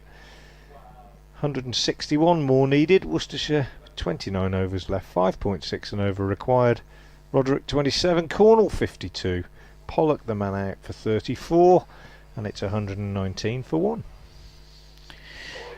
Yeah, and well, Essex in a little bit of a corner at the moment. They've still got plenty of runs to work with, but bringing back Ray Toole. So the three seamers being rotated, and Wesley having to hope that one of them, if not the spinners, are going to make a breakthrough sooner rather than later. Worcestershire, of course, a little bit fragile, as we've been talking about on the batting side in particular. No Azhar Ali in this game, but this pitch playing pretty well. And here is Toole with his left arm seam over the wicket bowls, and that's driven quickly up towards mid-on, and Brown shies at the stumps, but there was a run there, and it was well executed. He had a little bit of distance to get in, picked it up right-handed, and I think even if the throw had hit, Richardson would have been okay. So Richardson 28, Cornall has 52, Pollock out for a sprightly 34, very quick 34 as well, 120 for 1 Worcestershire, and 280 the target. And they're moving along pretty well in that direction at the moment as Toole bowls and run down through where a gully would have been, down towards third man, and there's Aaron Nijar. So Toole 4 overs, 4.1 overs now, 4.2 overs for 24, and now bowling from the New Road end, having started from the Diggless end. Pollock's 34 came off 25 balls with a 6 and 5 fours. Here he is again bowling, and that's again played nicely. And what these two are doing, as much against the seamers as the spinners, is just working the ball around. We saw that little flurry of boundaries against Wesley. That again just helps the cause. But generally they're just proceeding, sort of playing within themselves, realising that the longer this partnership goes on, the more difficult it will be for Essex, who urgently need to win this game, and Worcestershire would just like to win it just to have the feeling of back-to-back wins in white ball cricket this year. 122 for 1. Yeah, first time. That's Toole bowls, and that's just played off the back foot. Quick single to mid-wicket, sharp to stumps, misses. That was quite sharp. That would have been, I think, a bit more of a tight run thing for Roderick if that throw had hit. That really was quite a sharp single, but it missed, just 1.5 stumps to aim at. But indication that there was not a lot of margin for error there for Roderick running to the danger end. Well, if you go by the measure of how long the fielder keeps his hands on his head after he's missed it, pretty close. It's pretty close. 123 for 1 as Toole bowls, and that's again just played this time straight to Benkenstein at mid wicket, and there's no run. I mean, you always put your hands on your head if there's a throw that misses the stumps, and if you think, oh, he was in, you take your hands off your head. But if you keep them on your head for as long as Rymel did there and walk away with your hands stuck glued to your head, you're saying to everybody around the ground, that would have been out. So here's Toole again, up to the wicket, bowls, and played pretty well, just getting into line there. Roderick playing it up towards mid-on, and there is no run. So not a lot in it for the spinners, and just a 3-man seam attack for Essex. 123 for 1. 280 per target. Coming up towards the halfway point of the innings, and Worcestershire more or less on course in that regard. 28 overs to go, and the asking rate's still only 5.6, and it's stayed more or less around about that mark now for some considerable time, in fact almost throughout the innings. Yep, Luke Benkenstein to continue from the Diggless end. Update due for BBC Hereford and Worcester imminently. 73 added now for this second wicket so far, with few risks taken, I would suggest, as Benkenstein prepares to bowl to Cornall. Short, and Cornall slaps it away on the leg side. Might be disappointed he didn't find a gap there, but with 3 men out on the leg side boundary, I would suggest that the most important thing is that he didn't pick one of them out. Would have been quite easy to do that, but he just made sure he kept it down. He goes to 55, 124 for 1. What this is doing is setting it up for the experience of Libby, Barnard and Cox. Yeah, Benkenstein full toss, and well, that is a free gift with this field. Full toss, and Roderick played that expertly, because the temptation might have been to whack it, but he didn't. He just made sure that it went through that big gap between mid-on and mid-wicket. Lovely shot, and controlled. He goes to 33. Benkenstein again bowls, and more runs, or a run for Roderick here as he slices this one away through where slip would have been. Toole moves to his left at backward point to field, and they take another single. So Roderick 34 off 43. 151 more runs required, and this one again is short from Benkenstein, and Cornall on the back foot pulls it straight back up the pitch. Bowler dives to his left, parries it. They take another single. 130 for one, and Essex need a wicket. Worcestershire need to just carry on doing exactly what they're doing. Don't need to change anything at all. That's what they'll be saying. Benkenstein is in, he bowls, and Roderick just flicks him away on the leg side for a single. Perfect pacing of the innings at the moment by these two. What they added, 81 they've added, and that's in well, they came together in what was the 8th over, wasn't it? So very steady. Benkenstein in, slightly too full, turned away on the leg side by Cornall, and he keeps the strike with that single, and here comes that update at the end of the over. Worcestershire are chasing 280 to win, and they are in a good position at the moment. 23 overs gone, 27 left, 148 more runs needed at a required run rate of 5.5 and over.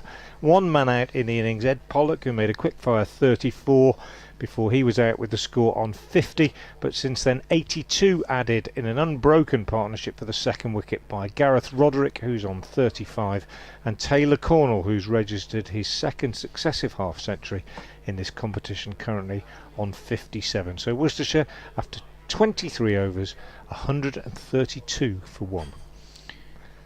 And certainly the better place of the two sides at the moment. Toole is going to continue from the New Road end, bowls to the left-handed Cornall. Cornall plays that nicely, but it's stopped at well, almost short third man actually, fine enough to be called that. And there's no addition to the score. 132 for one, 280 the target. And if Worcestershire play this sensibly, they're going to be certainly strong favourites to win this game. Still time for Essex to get back into it, but they do need a wicket pretty quickly. Here's Toole bowling, and that's driven, just goes through mid-wicket, stopped by Brown at mid-on, and they get through for one. But finding it difficult to apply pressure here, really to stop if they can't take wickets, they'd like to be able to sort of stop the scoring, but they haven't quite been able to do that, because this asking rate has stayed around 5.5. What a performance by Glamorgan at Neath, who lost by 9 wickets the other day and could win by 9 today. Tom Bevan 126 and Colin Ingram 69. They're 201 for one. Almost there to their target against Hampshire. They completely outplayed Hampshire today. They're going to end Hampshire's long winning run in all competitions. That's just played with a leg glance down towards fine leg. At Chelmsford, I think Hampshire have won every game since they lost to Essex at Chelmsford in that very exciting championship match. And Hampshire could lose the lead at the top of the group tonight, so I think we fancy Lancashire to chase down that big score at Blackpool. 134 for one.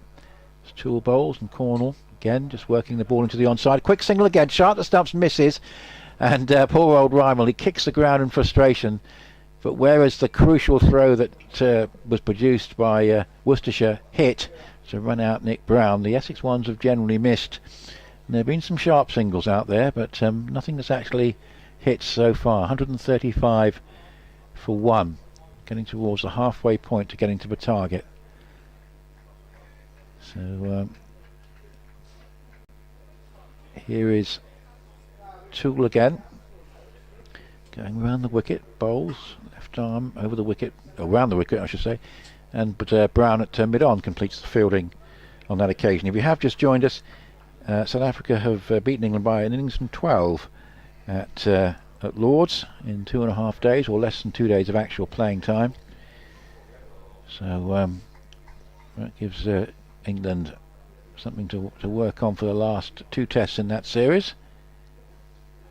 As Toole goes around the wicket and played away down towards short third man for no run. And yes, it seems that looking at the future tour programme that's been put out, the 4 test series, which I quite like because it's a very easy thing to schedule. You have 2 tests, a break and then another 2 tests. And it seems to have fallen away a bit. England have got 5 test series against India and Australia and no more than 3 against everybody else, but you feel that South Africa with their quality are worth a 4 test series. 135 for 1, Roderick 36, Cornall 59, 26 overs to go and a further 145 required. Yeah, it's difficult to know what the criteria are for those making the decisions about those test programmes, aren't there? I mean, no doubt finance is one of the major criteria, but it is tricky.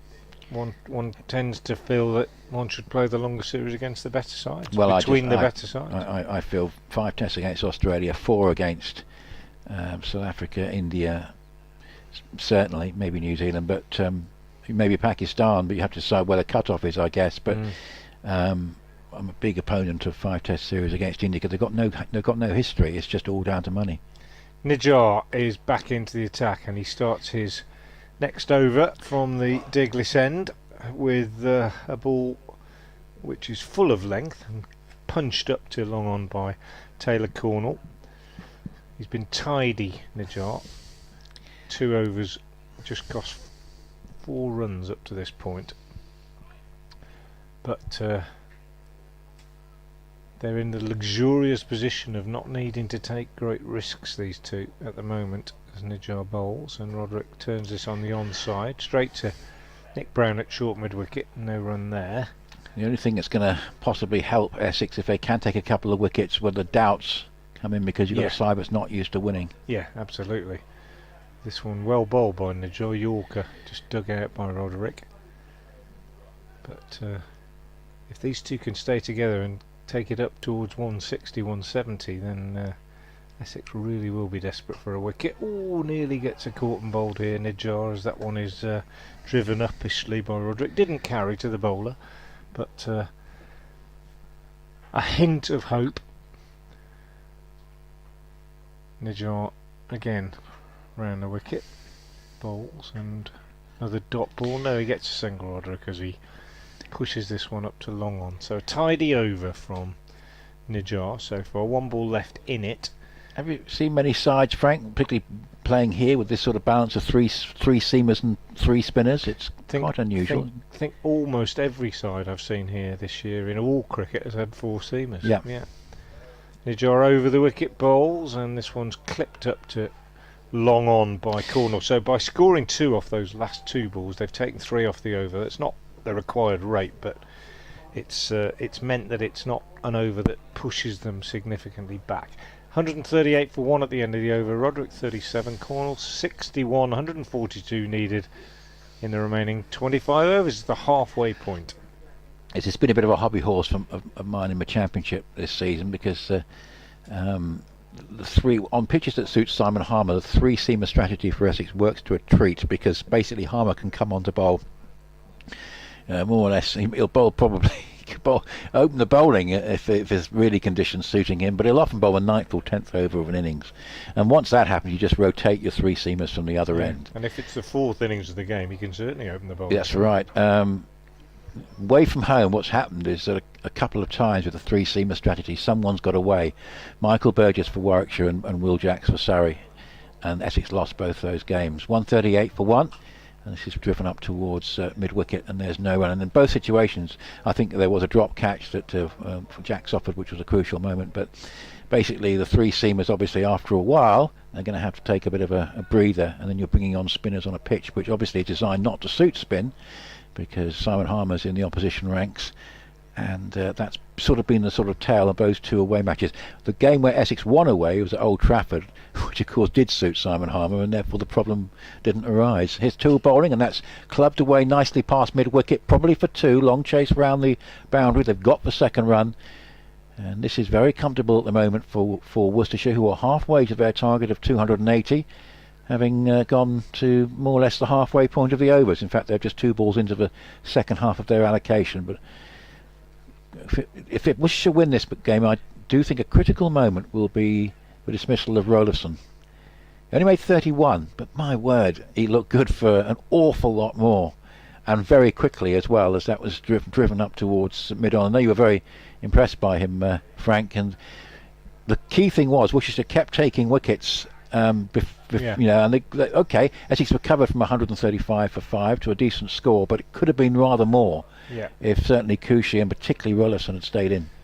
Yep. Well, when I was assessing the run chase, I did say if one person gets 100 or goes big, and you get 2 partnerships, then I think that's the key. And this is one good partnership. Yeah. And here is Cornall lofting that one away. It's safe, and I think that'll make him the highest scorer of the game to date. Because nice stroke. So he overtakes Cushy, and he goes along by 4 to 67. And Essex had, you know, 3 or 4, certainly, I think of at least 4 who really got starts. So you've got Cushy, you've got Rollerson, you've got Das, you've got Benkenstein, but the thing that was absent was the really big innings, and Cornall now has the highest score of the game on 67 from 78. As Toole bowls again, and he again hits this in the air, and he's dropped at mid-wicket. By Rymel, was it? And that is just at the time where Essex could not afford to make a mistake, because they desperately need a second wicket here. And I think it's Rymel just picking himself off the ground there, looking pretty upset. Let's see a replay of that, but I think it came more or less at sort of mid-drift height, quite quick. There have been 1 or 2 chances offered. And we've had a dropped, caught and bowled, and a drop there at mid-wicket. As Toole bowls, and angled down by Cornall down towards short third man. And there's no run. So it's not been his day in the field. And poor Josh Rymel, not had the happiest of campaigns, but good to see Ray Toole there, just giving a pat on the back. 144 for 1. Essex needs something to happen here. So things going their way elsewhere, certainly at Neath, but it needs them to win this game, and that's the problem part of the equation at the moment. 144 for 1, the target 280, 24 overs to go. Asking rate 5.7, no problem at the moment with 9 wickets in hand. Yeah, needed that, didn't get it. Nijjar to carry on from the Diglis end. He's been the tidiest so far of all the bowlers, I think, and his first ball is pushed through quickly and just clipped away off his pads for a single by Gareth Roderick. Nijjar so far 3 overs for 8 before this one. Cornall has had 2 lives now, needs to make it tell, go on to 3 figures. Nijjar over the wicket to the left-hander, bowls, and Cornall drives nicely up to long on for a single. So 2 lives. Cornall dropped on 46, dropped on 67. And I've no doubt Gareth Roderick, as an experienced player, former captain of Gloucestershire as well, of course, will have said, come on, let's make it count now. Round the wicket, Nijjar to the right-handed Roderick, who's almost beaten by this one, pushing it out on the offside, or trying to, gets an inside edge, dribbles out behind square on the leg side. Cornall called him through for a single. Problem that Roderick had was he didn't know where the ball was. No, and he could have been run out. And he had to just respond to the call, trusting Cornall. And he got in, but it was close. 147 for 1. Nijjar back over the wicket to the left-handed Cornall, who heaves this away on the leg side, and Jamal Richards is fielding on the rope just in front of the Graham Hick pavilion. 1 bounce throw back to the wicket-keeper, Roderick. Now on strike on 39. Cornwall's gone to 69. And Nijjar round the wicket again to the former Gloucestershire batsman, who sweeps and is taken on the pad as an impassioned appeal by Nijjar, down on one knee in supplication. But umpire Graham Lloyd not interested. decides that. Not out. It's quite a long way forward, I suppose, with that big stride having been taken. Roderick again. Will he look for the sweep? No. Clips this in the air on the leg side. Very, very nicely played. Chipped. Glenn Turner style, for those of a certain vintage. Over the circle. And 2 runs taken. End of the over. The 150 up for Worcestershire. The 100 partnership between these two. They shake hands in the middle. Roderick 41. Cornall 69. Worcestershire need 130 off the remaining 23 overs. Yeah, it's going to be Richards again as Essex try and rotate these 3 seamers and 3 spinners to get a breakthrough. Thanks, Michael, again for another email about Alan Richardson, talking about his wholehearted approach to the game and how he reacted to defeat in much the same way as victory. And yeah, and you thank him for his contribution to Middlesex, and say Frank was talking about his tremendous contribution to Worcestershire a little bit earlier on, and many thanks for your reminiscences about Alan. And well, here it's going to be Richards who got the sole breakthrough out of Ed Pollock, and I have to say that Worcestershire have been pretty impressive today for such a depleted side. As he goes round the wicket, and that's hit away off the hip, and probably could well go for 4 this, bisecting 2 fielders. No, it's just going to be stopped by fine leg moving round to long leg and cuts it down to 2. Thought he got the placement absolutely perfect there, but in fact fine leg just able to get round. So 2 to the total, 152 for 1, 280 for target. And it goes without saying that a wicket is very urgently, in fact 2 wickets are very urgently required by Essex here. Libby, Barnard and Cox, quite a lot of experience in the middle order, even though the ranks are depleted. As this is hit past the bowler, good shot for 4, down the ground, punch off the back foot, lovely stroke by Cornall. What a fine innings this is. Quite rightly played second fiddle and allowed Pollock to get on with it while Pollock was going so well. But what's been impressive, Frank, is the way he's reacted to Pollock's dismissal and gradually taken on the mantle himself. 75 from 84 and 156 for 1. That's the best shot he's played for me. Back foot straight down the ground.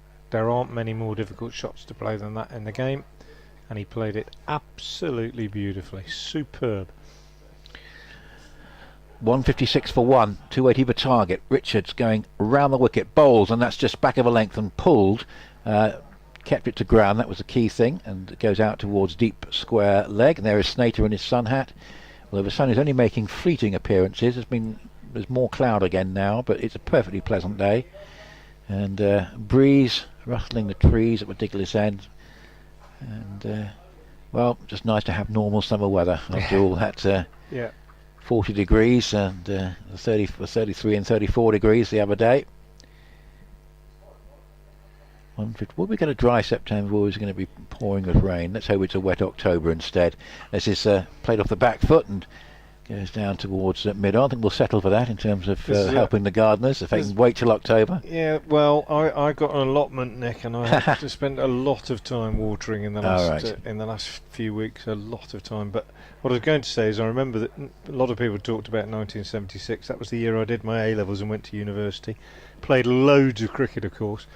Then went off to university, and I was in a hall of residence where I had to walk outdoors quite a distance to get a meal. As Richards bowls, and that's played on the bounce to Benkenstein at mid-wicket, and there's no run. About sort of 400 yards to the dining hall, and all I remember is that in October 1976 I was in Liverpool. It rained. Yes. And rained and rained and rained. Dennis Howell had just been made Minister for Drought. Yeah. And where I was at school, we couldn't play outdoor sports, contact sports, because the ground was too hard. Yeah. So it was a lot of cross-country running instead of rugby in the autumn of 76 to the... in the rain. Yeah. Yeah. 157 for 1 as Richards bowls and pulled away. Uppish, but safe 4. Great. Cushy got across to it, but couldn't stop it. He got across to it on the bounce, virtually there to stop it, but it was beautifully struck that. And Gareth Roderick goes to 45. This is a terrific performance by these two at the moment. 161 for 1. And, well, Essex just finding it a little bit tougher away from Chelmsford. They can still get back into this game, but I'll tell you what, they're going to have to do something pretty quickly now. 161 for 1, 119 required, 22 overs left, and great thing from Worcester's point of view, that required rate just sat around 5.5 yeah. all innings. Yeah. It's actually just dropped back a little bit to 5.4.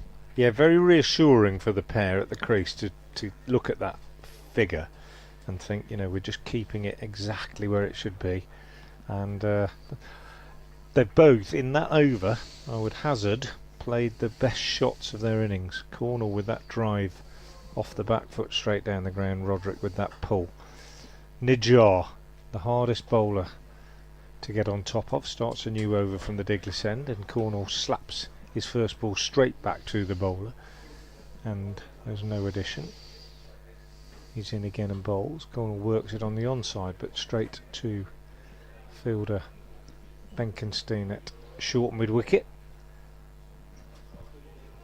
Benkenstein going to have to bowl again soon, I would have thought. Nijar bowls, driven by Cornall up to long on. Although with Westley also having been used, there are 3 spinners to work with. Nijar liable to bowl a full complement, I would have thought. It's been pretty tidy, only gone for 15 so far in 4.5 overs. Comes in again now and bowls, and Roderick is down the pitch and whips a full toss, rather straighter than he would have liked, and it's fielded on the bounce at long on, and they go through for a single, and Nijar drops short to Cornall, who swings round, sweeps that down to short fine leg, looking to actually pick it up on the leg side, but didn't actually get hold of it, and it just dribbled away to short fine leg where Toole did the fielding, and they pick up another run. So it's pretty much a runner ball at the moment, as Nijar comes in to bowl to Roderick, and that one is clipped away on the onside for another single. End of the over. Tidy from Nijar, but Essex require a bit more than tidy at the moment, and Worcestershire are very happy with tidy. 21 overs left and 115 more needed, and news from Neath that Glasgow have indeed won. Yeah, 134 for Tom Bevan, 78 not out to Colin Ingram. Real off day for Hampshire, ending their staggering winning run, which goes back not just through this competition but through the last few championship matches as well. And what it means, and it could be rather academic, is that if Essex were to win on Sunday at Southampton, it would mean that it's impossible for both Yorkshire and Hampshire to both get to 12 points, and therefore by winning that game they would go, if they won today and won on Sunday, they would go to 11 points and would be guaranteed qualification. But they've got to win this one first. That would take them to 9. Victory on Sunday would take them to 11. And as Richards comes into bowl, it's played away up towards mid-wicket, and there is going to be 1 run. So at the moment Hampshire have got 10. If Essex beat them on Sunday, they'll stay on 10. Yorkshire have got 6 at the moment. If they win today and win on Sunday, they'll also have 10 as a maximum. Then Yorkshire and Hampshire play each other in the final match. Both have got inferior. Hampshire's net run rate is going to take a real hammering. Yorkshire's isn't very good. So basically they're playing each other. They can't both get to 12 points. So Essex, if they win today and win on Sunday, would qualify. The problem bit is the winning today. Here's Richards going round the wicket, bowls, and that's pulled away past the square leg umpire for a single out towards deep square leg. And it's 167 for 1, and that is the problem part of the equation, Frank, at the moment, because Worcestershire should win this game. Well, they should, but when wins have been so few and far between, I don't think you're going to find me or any other Worcestershire supporters counting any chickens. No. But you're right. I mean, if you look at it as a neutral, if you look at the figures, they should. Richards bowls, and this is a nice little clip away off the pads for a single to deep square leg. But as you said early on, Frank, this pitch wasn't going to deteriorate. It's played much the same throughout, and it's looking as though it's quite, although I thought it was an element of a gamble given that Essex light batting first, it's looking, because of the fact it wasn't going to deteriorate, to be quite a smart move on the part of Worcestershire to have chosen to field here, in the sense that they might not have known how many they would need if they were batting first against Essex. 168 for 1. Here's Richards again, bowls, and that's again just clipped round the corner for a single to fine leg, and these two under no pressure. And say injuries have caused a problem, and I'll tell you what, the biggest problem of all, well, you can say Alistair Cook, of course, his injury, but Sam Cook's absence is really being felt at this moment. Yeah. Because, and I don't know how many games he's played in the 100. I might look it up, but I'll tell you what, I can't remember his name being mentioned that often.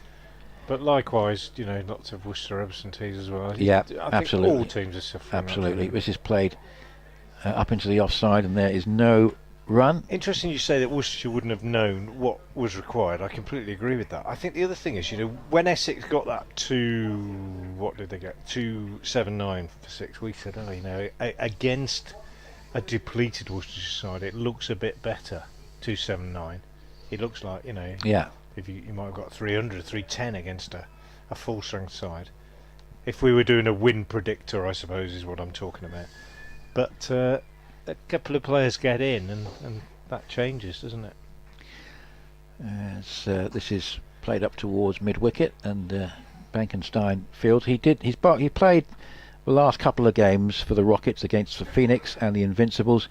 He also played in the Lions match against the South Africans, which of course the Lions won at Canterbury.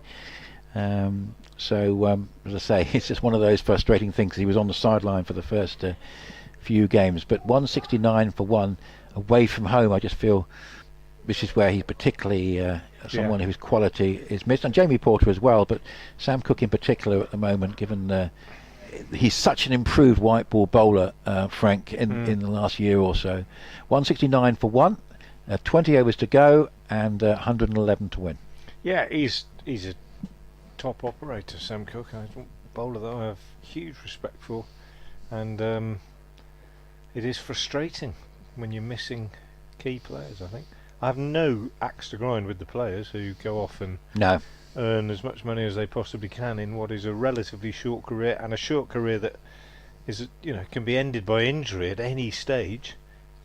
So it just absolutely makes perfect sense for them to take what they can out of the game. Nijjar over the wicket, short to Cornall, who drives up to long on for a single. What I would argue is that there needs to be some sort of way of distributing the wealth and prize money within the game, so that players are not necessarily discouraged from playing one format in favour of another. But that's a pretty complicated thing to do, I think, as Roderick drives Nijjar up to long on, and that's 50 for Gareth Roderick from 65 balls. And it's a popular innings because this is a player who has endured some difficult times here at New Road, and has worked hard at his game, maintained a kind of quiet dignity, I think, throughout his time at Worcester, and there have been few highlights. He's entitled to enjoy that. Cornall drives and gets a single off the next ball. So just to reiterate, Roderick's 50 coming off 65 balls, just 3 fours, but that's not an issue. These two have just worked the ball around. It's been a very, very good one-day partnership, this, worth 122 now, as Roderick settles in the sunshine against Nijjar and is beaten by one that might just have turned a little bit. It was wide though, and he went back to cut it, and I think it went underneath his bat actually, and was taken by Rolofsson. Nijjar in again and bowls, and Roderick is forward, pushing this one back to the bowler. Still the run rate lurks halfway between 5 and 6, just 5.6 at the moment. In fact, the run rate is 5.6 and the required rate is 5.6, so they've just got to carry on doing exactly what they have been doing, and they do better than that because Roderick sweeps that beautifully. It's a really good sweep shot, gets down low, rolls the wrist right over the top of it, and takes a boundary off the last ball of Nijar's over. 6 overs, no maidens, no wicket for 25 for the left arm spinner. Drinks break. Worcestershire in very, very good shape as we approach an update for BBC Hereford Worcester's FM listeners. Roderick on 54, Cornall on 82, 176 for 1. Lovely sweep shot. It was, wasn't it? And there'll be good news to report for Worcestershire supporters here. And as I say, ending this competition strongly for Worcestershire is important in the context of what's to come in September, where, you know, with a couple of wins, albeit in a different competition, they can go into that championship campaign knowing that you know, they can work off the back of a bit of confidence and give it a real go. See if they can maybe get those 3 wins that they need, particularly with Middlesex here is quite obviously a very important one, but it's not beyond the bounds of possibilities. So yeah, Middlesex going to be on a revenge mission as well, I think, because they were pretty stunned by that win down at Northwood. And you know, there was a bit of scratching of heads, and in view of the way Pollock played, they just sort of said, well, you know, every dog has his day, and it can happen. And absolutely right, probably the right philosophy, but they'll be pretty determined to make up for that here. It would be great if it came down to the last game with Worcestershire still in with a chance. Yeah, I mean, we wait to see what Andrew Strauss and his team come up with, but say the favoured option appears to be this top division of 12 split into 2, so you're going back to a sort of conference system, but hopefully with semi-finals and a final, that will give you 10 group matches, and then a semi-final and a final, presumably over 5 days each, for bad weather in September. So you know, the problem is, of course, the 6 sides that are left in the, in the third division. Just trying to get into one of the top 2 divisions. And presumably you'd have 2 promotion spots from that division, with 1 going down from each of the other 2. But as if that's what happens, no, it's there are worse options out there, actually, Frank. I'm a big opponent of 3 divisions of 6. I just think it's very boring for the members to see the same sides over and over again, particularly for the sides in the bottom section. Even the sides in the top section might be saying we'd like to play somebody else rather than just all play each other. But yeah, let's wait and see what happens. But I think a lot of it's going to boil down to what they decide to do with county cricket during the 100, given the 100's here to stay, it appears. Do they persist with this competition, or do they go for some sort of regional red ball competition that Rob Key has talked about, but he might be talked out of it by others? We shall see. You're not missing any cricket, by the way, because the players have had a drinks break, and as I thought we might see, we're going to see Luke Benkenstein back into the attack.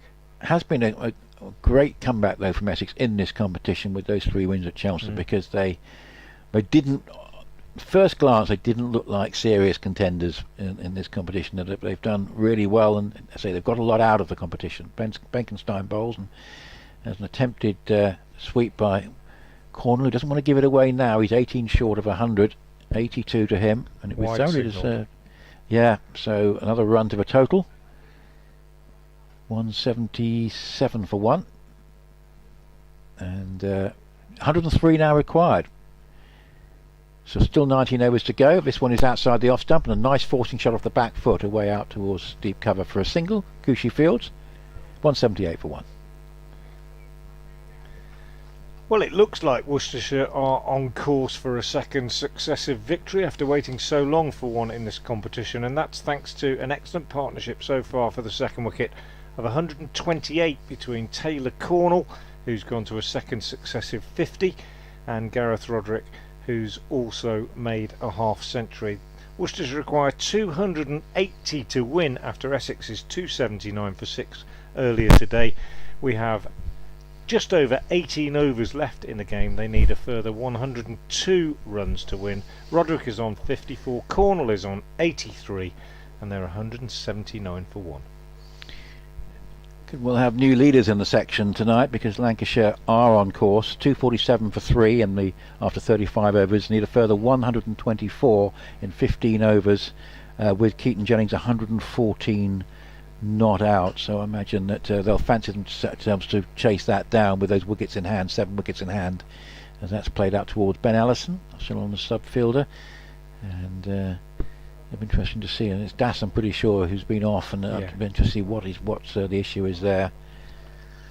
After such a splendid innings, so one more to a total, 100 to win, 180 for one. Wicket fell at 50. Benkenstein bowls, driven away back down the pitch. Benkenstein fields in his follow through, and there's no run.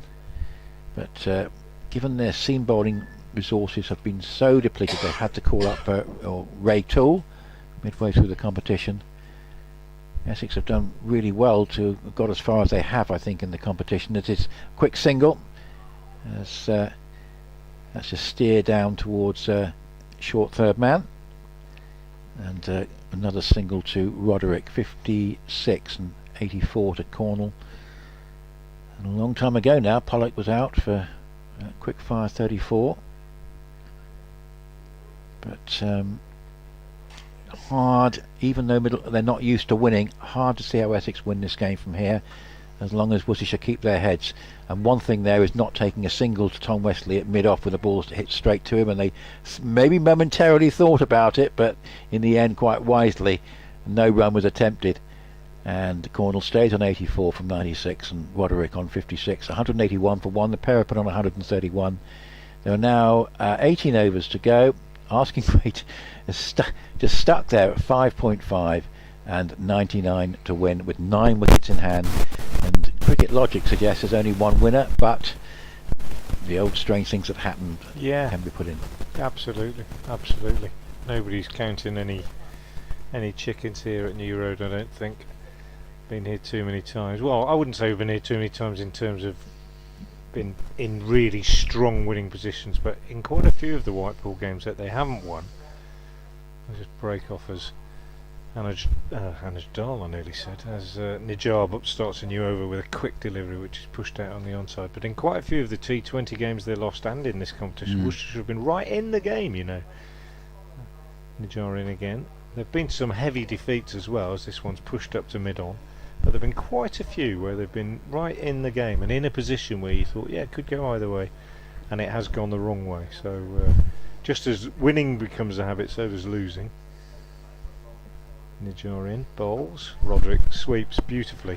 He's very, very good at that shot, as he showed in Nijar's last over. Gets down low. This time doesn't roll his wrist, just gets under the ball and lifts it over backward square leg for 4. So cracking shot from Roderick, takes him on to 60, and it's 185 for 1. The Rapids. It's a shame Worcestershire didn't really prepare a spinning pitch today, Frank. Sorry about that. Nijar bowls. Roderick turns this on the leg side for a single. I did say right from the start that I was pretty confident this pitch would be flat. Yeah. And if it was going to do anything, it'd be in the first hour of either innings. They prepared exactly the right surface for Essex from their point of view. Yeah. I don't think they're necessarily capable of preparing exactly what they want, but they've prepared what they thought was the best pitch they could. As Nijar is in, pushes this one through again, and Cornall steers out on the offside.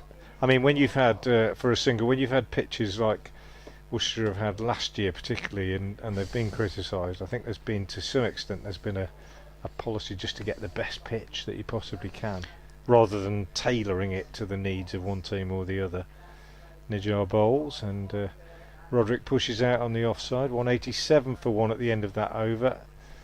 And in fact, Nick, to be honest, Worcestershire, I don't think they'd know what sort of pitch. Well, obviously the only pitch, really, knowing Essex's balance, the one thing they want to avoid was a non-hybrid used championship wicket that was going to turn square. As if Simon Harmer was playing. Because obviously with the balance of the attack, but it's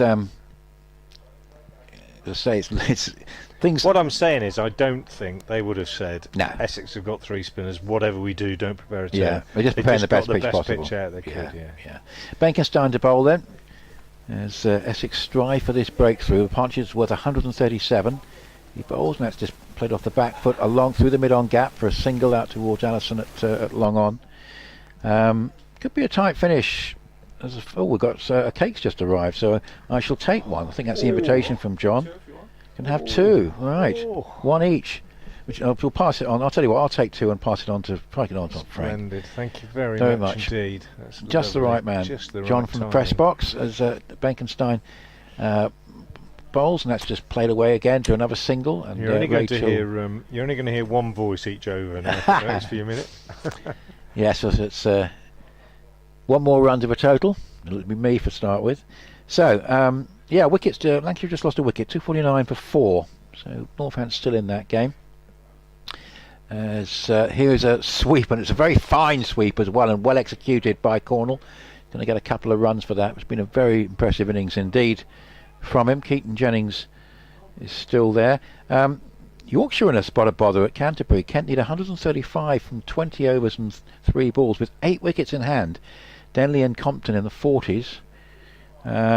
Ollie Robinson made 59, 162 for 2. So the irony is that a lot of the other games for Essex are more or less going as they would want. It's just the one here that's the problem. Here is Benkenstein bowling, and it's driven away back up towards long on for a single. So obviously they're going to be very... If Essex lose this game, we'll have to have a look at the permutations, given that Essex have only got one game left. But I shall probably do that while having a break off air while Frank is having his... Did you know that Ollie Robinson got a double 100 here? Yes, he did. Yeah. Absolutely extraordinary. That was a great innings. Fantastic. Yeah. As Benkenstein bowls again, and Roderick hits this away down the ground. Fine shot. One bounce 4 to the long on boundary, just away to our left. And the Worcestershire fans, who haven't had a lot to cheer about in white ball cricket, are thoroughly enjoying this. It's been a fine exhibition, and this pair put on 146, 196 for 1. It's looking, maybe 279. We were wrong to think it was slightly above par, but these two played particularly well.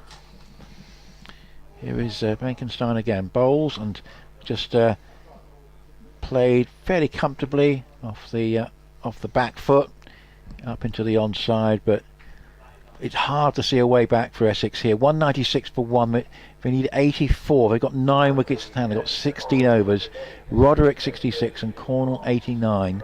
And well, Essex may well still be in with a chance going into a last game. We're going to have a little look at that. And if they can win this game, we know that if they win it on Sunday, they're going to be through. But as I say, a victory here is looking a long way away. Yeah, Tom Wesley coming back into the attack at the Diglis end. More, I suspect, in hope than expectation. But a couple of quick wickets could change anything. And we'll keep saying that right to the end. But these two, with this partnership, have given Worcestershire a real chance. And Taylor Cornall on 89 off 100 balls is about to receive from Wesley, who's round the wicket from the Diglis end. Field pretty well spread, no close catches of course, as he comes in. Big man, off spin bowls and driven by Cornall, but straight to mid on, and Nijar does the fielding, and there is no run. Wesley again, round the wicket bowls. Cornall back, pushes out on the offside, and it's fielded by Nick Brown at short extra cover, and there's no addition. 35th over of the innings. Wesley again round the wicket bowls. Cornall on the back foot, pushes out in the offside, gets a single this time as Brown has to move excuse me, 3 or 4 yards to his right. 197 for 1. Good crowd here today at Worcester in perfect cricket spectating weather, I would suggest.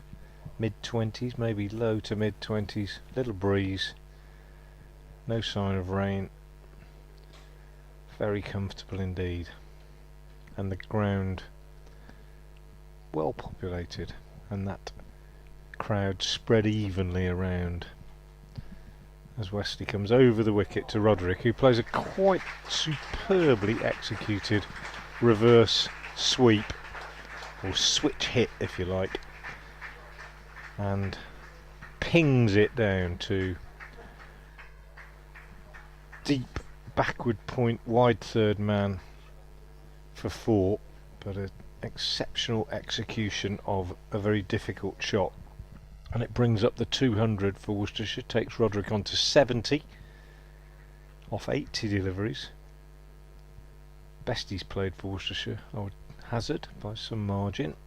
And he gets another one here as he tucks this one away on the onside for a single. He's played some key innings in red ball games where he's been second fiddle to somebody else, probably Ed Barnard, and just held things together a couple of times, and they've been very valuable innings. This has been his most fluent, I would say, and 2 or 3 shots, that one in particular, executed to perfection. And those who were critical of Roderick when he first came up the M5 from Bristol, perhaps now seeing the player that Worcestershire knew they were signing all along, as Wesley bowls to Cornall, who drives back to the bowler. And there's no run. End of the over. The run rate now down, the required rate down to 5.1, as we have 15 overs left and Worcestershire needs 78 to win. It's 202 for 1. Oh, it is indeed, Frank, and you know, I didn't mean to catch you by surprise. No, it's been a tremendous partnership. I've just been down the press box and chatting to one of the colleagues down there, saying, what's all this about Worcestershire not being any good that you said when I first arrived here this morning? But they've done very well indeed, and at the moment they're thoroughly deserving this victory. But can Essex produce some sort of a late turnaround? It was you know, funny things can happen in cricket matches, and we were talking about some of the eclipse of the old Gillette Cup games. That's lofted away, the first ball of a new over from Benkenstein. Fine hit, 1 bounce 4 for Roderick. Been a lot of one bounce 4s, but yeah, another great shot, just picking the ball up off length, and 4 more to Roderick. 75, 206 for 1 in the 36th over. You mentioned arriving and the general sort of feeling. Yes. Worcestershire aren't very good. I don't think anybody genuinely, really, who understands the game. And it's Benkenstein bowls, and that's played off the back foot up towards Brown at cover, and there's no run. I don't think anybody's really saying, you know, they're not very good. No, well, I know they're good players. Yeah, don't you? depleted. Things are not going well. I had this long list of players that was missing. Yeah, and things are not going well. Right. You know, things when your momentum works both ways, doesn't it? Absolutely. As this is just played away through mid-off. Long off for a single. I think the feeling was, you know, just won a game, but the critical thing was Azhar Ali had won it, and he's not playing. And he's not playing. And they've responded to that very well, being without Azhar, and he's not been missed at 207 for 1. You look at Somerset, don't you? Look at their players. They've got such good players, and they've lost every game. So here's Benkenstein again at 207 for 1, and that's played past mid-wicket. Quick single to mid-on, but Essex haven't hit with a shy, and this time it's a fairly comfortable single. Anyway, 208 for 1. We're in the 36th over. There are 14 overs left after this, and the actual required rate's gone down to 5s. And they're talking downstairs about record partnerships as well for second wicket for Worcestershire on list day. This is certainly going to be up there. This is hit in the air, and is that caught at short third man? It is. Well, the partnership finally broken. I suspect too late from an Essex point of view, but in the end it was another reverse sweep that was attempted. Jamal Richards was there at short third man, and he judged it pretty well. It was a low catch, but that is the end of very fine innings. And certainly a very good partnership. Roderick 76 of 85 balls, caught by Richards, basically a reverse sweep, hit too much in the air, i.e. he didn't get it either over the fielder or short of the fielder, it went to him. Benkenstein gets a wicket. Now can Essex do any sort of, get anything out of this? 208 for 2, the target 280, 14 overs and 1 ball to go. And Roderick had executed that shot pretty well up to that point, hitting it straight to the man. 208 for 2. Yeah, so Roderick out 76 off 85 balls with 8 fours. Very, very good innings. And you would suggest that he's taken Worcestershire into a position of considerable strength as Jake Libby comes out to join Taylor Cornall. But with stranger things have happened. I was going to say that having hit the first ball of the over to the boundary, Roderick didn't need to take any further risks. But maybe didn't think that was really a risk. If he'd have hit it in the gap as he did in the previous over at the other end, then he hit it well enough. It would have gone to the boundary. It was a good catch. Yeah, Richards dying on him, dived forward, and the partnership ended at 158. And Jake Libby, who made 100 in a losing cause against Derbyshire here on last Sunday, comes to the crease. So he'll be in a reasonable frame of mind. And of course, playing against Essex, of course, he batted forever against them in the Championship, didn't he, last year? So that was different, quite a while ago, wasn't it? Really, but I think Essex fielders, so the more senior, now, team members. Well, no, not him again. Yeah, but different situation. 208 for 2, 72 required. Oh, and that's Googly maybe ball, right? Got the googly in, well executed, good chance to do it there from Benkenstein against the new man, but he's managed to squeeze it away into the onside for a single as Libby. So he's off the mark, 209 for 2, so 14 overs to go. The asking rate not a problem, it's 5.1. At the moment the wickets in hand not a problem, 8 wickets in hand, 209 for 2. If Essex win this game and they win on Sunday, they will be in the latter stages of this competition, but got to try and find a way of a very unlikely comeback first. I've seen 2 very worrying sights in the last couple of minutes amongst the spectators walking past our box here. First I saw was a man in a Birmingham Bears T20 shirt, and now I've just seen a man in a Nottinghamshire cap as Wesley starts a new over bowling to Libby. He tucks this one away on the onside for a single, which takes him on to 2, and the total to 210 for 2. Cornall on 91 on strike. Left-hander waits as Wesley rearranges his field, brings a man in off the mid-wicket boundary into the circle, keeps one man out on the square leg boundary, and in fact now moves him a lot straighter. Benkenstein in front of the ladies' pavilion, and Wesley now bowls to Cornall, moves forward and just taken on the pad. Now Cornall in the 90s never got 100 for Worcestershire yet, so that'll be in his mind. It'll also be in the mind of the Essex fielders who feel they might just be able to squeeze 2 or 3 overs through quite quickly here without conceding too many runs, although Cornall does get a run this time, just turning this one away on the onside as Kushi comes in to do the fielding from mid-wicket. 211 for 2. Cornall goes to 92. And Wesley to Libby, who goes back and cuts away on the offside. Benkenstein, busy as he always is in the deep, does the fielding, returns one bounce to the wicket keeper, and they take another single. So 2 men out. Pollock for 34, Libby for 76. Libby, I beg your pardon, Roderick for 76. Libby nearly run out here as Cornall turns this on the leg side, and Kushi's throw misses the stumps, hits the stumps at the non-striker's end, and they go through for an overthrow. It's a nonsense, isn't it? Always think when the stumps are hit it should be dead ball straight away. Yeah, I agree. Rewarding the accuracy of the fielder with a penalty. Also think probably England should never have won the 2019 World Cup if it had sensible regulation in for that as well. Yeah.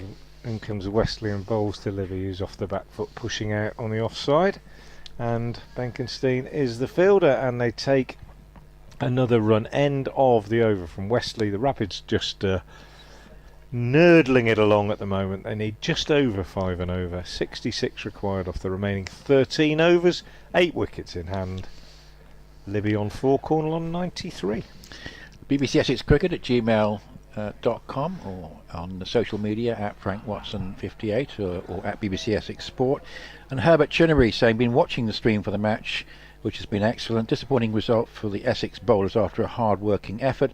Does the loss mean Essex failed to qualify for more games in the Royal London Cup? We were talking about the importance earlier of Benkenstein bowls.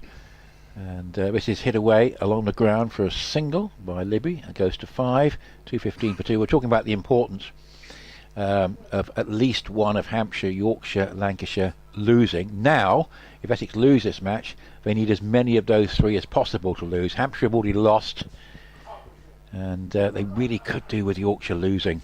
Otherwise, Yorkshire will be a point ahead with a game in hand. This is driven away up towards long on for a single by Cornall. You just need to see it through to the 100. Is Cornall's the major innings that was lacking in the Essex innings, which is potentially going to make the difference here. It's looking like it at the moment. 220 for target, 64 to get, bags of time. This has just turned away nicely. Benkenstein has bowled well, but there's very little in the pitch for him. And certainly it's been a wholehearted effort by the Essex attack, but certainly on a pitch which isn't offering much to the spinners. They probably at times have sort of been looking for a four-seamer. But of course those options very limited at the moment. This is just played away down towards deep backward square leg for a single. Remember, they lost Paul Walter right at the start of the competition. Walter would have been ever present in the side and would have been able to come on to bowl if he'd been available. Just given Essex that extra dimension. But he was snapped up by He's done well his too. Manchester Originals. Yes, he has. This is off the back foot down towards deep square leg. From what I've seen of the Essex performance, apart from one very good innings from Adam Rossington, it's been a bit fits and starts. People getting in and getting out, but It's pretty much the it's story very much the whole nature of the whole competition, competition. Yes, yeah. indeed. Very well summed up. 219 for 2. 61 to get. We're in the 38th over. But final for this competition, I think, is around about September the 20th on a Saturday at Trent Bridge. This is played defensively back down the pitch. That's why you got the guy with the Nottingham shirt, probably. Just checking Checking out the opposition. And Nottinghamshire could make that. He won't be watching Yeah. Worcestershire then. Yeah, that's right. All it needs now is someone in a Birmingham Phoenix outfit. 219 for 2, Libby 7 and Cornall 96. Basically, Worcestershire just looking to just make sure there's no double breakthrough for Essex. So far there hasn't been. 12 overs to go, 61 required, basically at 5s with 8 wickets in hand. Yeah. Tick it along. Nothing drastic. And Tom Westley to continue. Just changing his field, sending Richards out to deep backward square leg as he comes into bowl to Libby. 3 men saving, 1 on the offside, 2 on the leg side, and Libby goes back and cuts a shortish ball out to Kushi on the cover boundary, and Cornall 5 runs away from a first ever century for Worcestershire. Is on strike again now. Heart will be in his mouth, I'm sure, however much he's trying to keep control of his nerves, and he just pushes out on the offside. Richards, having come in from deep backward square for the right hander, is now at backward point, and he advances quickly and prevents Cornall from getting that single. Cornall waits now as Westley is in again and bowls, and he's forward, taken on the pad. There's a shout for LBW and turned down by Graham Lloyd. This is where, in the batsman's head now, what's going through his mind. 95, never got 100 for Worcestershire. Important that we just keep ticking along. But there's also that little voice at the back saying, hit him over the top. Yeah, there's a big gap over extra cover. Wesley bowls, Cornall pushes it through the offside for a single. I'd much rather see him do that, much more sensible. He goes to 96. But that little voice at the back of the head, hit him over the top. He said, you could do this. Hit him over the top for 4, and then all you need is a single, and you could. And the batsman has to resist that little voice and just keep calm. And the more times he does it, the easier it will get. Wesley over the wicket, bowls to Libby, who cuts again, this time off the front foot, out on the offside. Cushy again the fielder, and again they go through for a single. Keaton Jennings is out at Blackpool for 125, so Lancashire 290 for 5, need 81 in 59 balls with 5 wickets in hand. It's going to be a good finish there. Cornall waits again as Wesley comes in, pushes this one through, and he goes back and cuts out to Snater, who is sweeping the offside boundary. Cornall keeps the strike. He's 97 now. It's 223 for 2, and Worcestershire need 57 off 11 overs. Like Essex, Lancashire will have 1 to play after this match. I'll just check who Lancashire have actually got in their final match, which I think will be on Tuesday.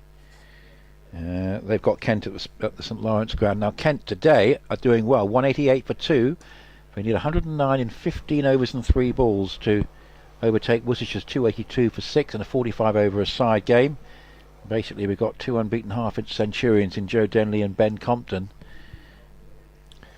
Update for FM listeners. Well, Worcestershire have just lost a wicket as you join me, and it's Taylor Cornall, 3 runs away from a first ever century for Worcestershire, and he's been trapped LBW out for 97. LBW to the leg spinner Benkenstein, but a fantastic effort from him, and that follows the dismissal just a few minutes ago as well of Gareth Roderick, who was out for 76, having added 158 for the second wicket with Cornall. So Worcestershire losing 2 quick wickets, but still on course for victory, you would say. Jake Libby is there on 9. He's about to be joined by Ed Barnard, and Worcestershire requiring a further 57 runs from a remaining 11 overs, are 223 for 3. How unfortunate for him, but well done to Luke Benkenstein, and deserving that wicket. He's bowled very nicely, and that's his second success. Jamal Richards having removed Ed Pollock earlier on. Still plenty of experience for Worcestershire in the lineup. Essex really need another couple of wickets here to get down below Cox in the batting order, and then they might just feel they've got a chance, but it's probably come slightly too late. But they'll still be thinking that there's a chance of getting a very important victory today. Say the Lancashire game in the balance. Yorkshire at the moment very much up against it against Sussex, and Hampshire have lost. So elsewhere it's really gone more or less as well as Essex might have hoped. The thing is, can they possibly find a way of getting back into this game? Well, those 2 wickets have certainly helped. Still a lot to do. 57, no problems in terms of asking rate. Benkenstein in his 8th over, 2 for 43. He's going to bowl. This has just worked away around the corner to short fine leg, and there is a single straight away. Take the score to 224 for 3, and to take Barnard off the mark. Libby on 9, Barnard on 1, 224 for 3, 280 for target. We're in the 40th over on BBC Essex and BBC Hereford and Worcester here at New Road, where the sun is out, and Benkenstein floats one right up, and this is driven away up towards deep cover. They've certainly at Benkenstein in this spell, they've not got after him at all. It's been a very, very good controlled spell from him, and very encouraging. Can he add to his 2 wicket haul? What we know is that if Essex win this game and win on Sunday, they will be in the latter stages of the competition. This is driven away back down the ground. Just remember, second place, the 3rd place from the other group in both cases, and then the winner of that game will play one of the group winners away from home, and the winner of that will play in the final in mid-September. Benkenstein bowls again, hit away, and on the bounce to Nick Brown at cover, but Essex just starting to stopped the runs coming almost completely at the moment, and shouldn't alarm Worcestershire unduly. The asking rate's only 5.4 and over. Benkenstein in his 8th over. As this is hit off the back foot, that does get past Brown. It's going to be chased around the boundary and stopped by Snater. They've got 1. They come back for the second run. That just breaks the shackles a little bit. Barnard goes to 3 from 4 balls. 225 for 3 at the end of Benkenstein's 8th over. And 2 for 47 to him. 227 for 3 means a further 53 runs are required in 10 overs, obviously at 5.3. And Libby has 10 and Barnard 3. Yeah, just stay calm is what they'll be saying to each other, these two. No need to do anything extravagant whatsoever. Just stay calm, keep milking it, and if you go into the last 5 overs needing 35, 40 even, with 7 wickets in hand, then you can do whatever you like. Benkenstein's only got 2 more overs. Nijjar back into the attack, tidiest of the bowlers, I think, in terms of run rate at least. 7 overs, no maidens, no wicket for 31 so far. Benkenstein 2 for 47, and Richards 1 for 37, the other wicket taker. Nobody's been particularly expensive, not that kind of game really. Nijjar bowls on the back foot, Libby plays out into the offside. Benkenstein the fielder had extra cover, and there's no run. Lovely sunny evening here at New Road now. Cathedral looks splendid. Nijjar bowls, and Libby down the pitch plays a very uncharacteristic heave, trying to hit that over the top. Gets an outside edge, and it's flying high up in the air over backward point, and he scampers back for a very fortunate 2. That would have been pretty horrible way to get out at this stage. I can see what he's trying to do, both mid-off and mid-on are up, and he wanted to get a boundary early in the over. Nijjar in again, bowls, and Libby this time is much more circumspect, pushing out on the onside. And there's no run. 229 for 3. Halfway through the 41st, Nijjar in again, bowls, and Libby turns on the onside again, and doesn't get any addition. Clever bit of captaincy, I think, this, just bringing Nijjar back at this stage to perhaps scoot through a couple of overs. He bowls his overs very quickly.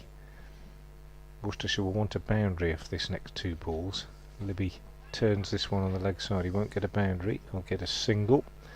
Brings Barnard onto strike. So just 3 runs off this over so far. Nijjar sends long off and long on back now, which means might be prepared to give Barnard a single. That won't bother Worcestershire at all. 2 men behind square, saving one on the offside where Barnard does like to nurdle it. Nijjar bowls, but he plays a shot that he plays expertly, and that's the boundary that they needed, and it comes off the last ball, and that's very, very clever from Ed Barnard. He's a super sweeper, as you probably saw in that very long innings that he played at Chelmsford last year, and that's his first boundary. He goes to 7, 234 for 3.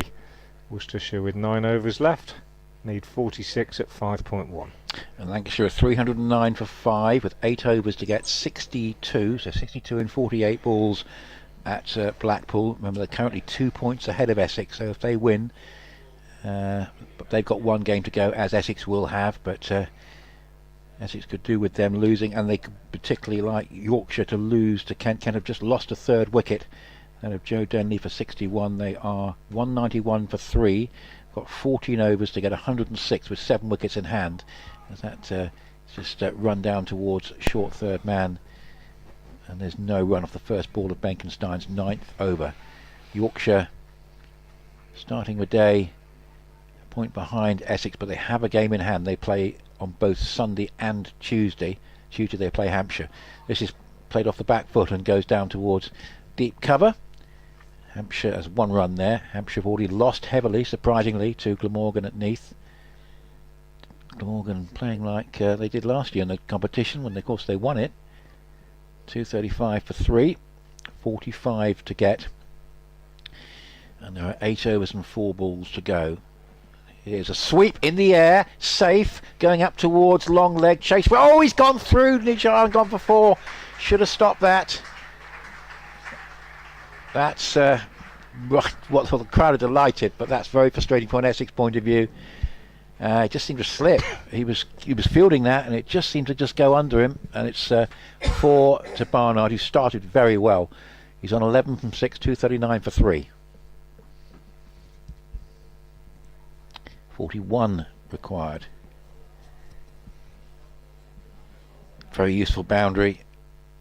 Relatively early in the over as Barnard. Oh, that's a good, very clever shot. What he's done is he's waited and he's played a very fine leg glance for 4 and just taken any sort of pressure that might have been building with the shot at the end of the last over, Frank, and with those 2 fours, he's just playing a blinder, Barnard here. 15 from 7, 243 for 3. Yeah, he's a very skillful batsman, Barnard.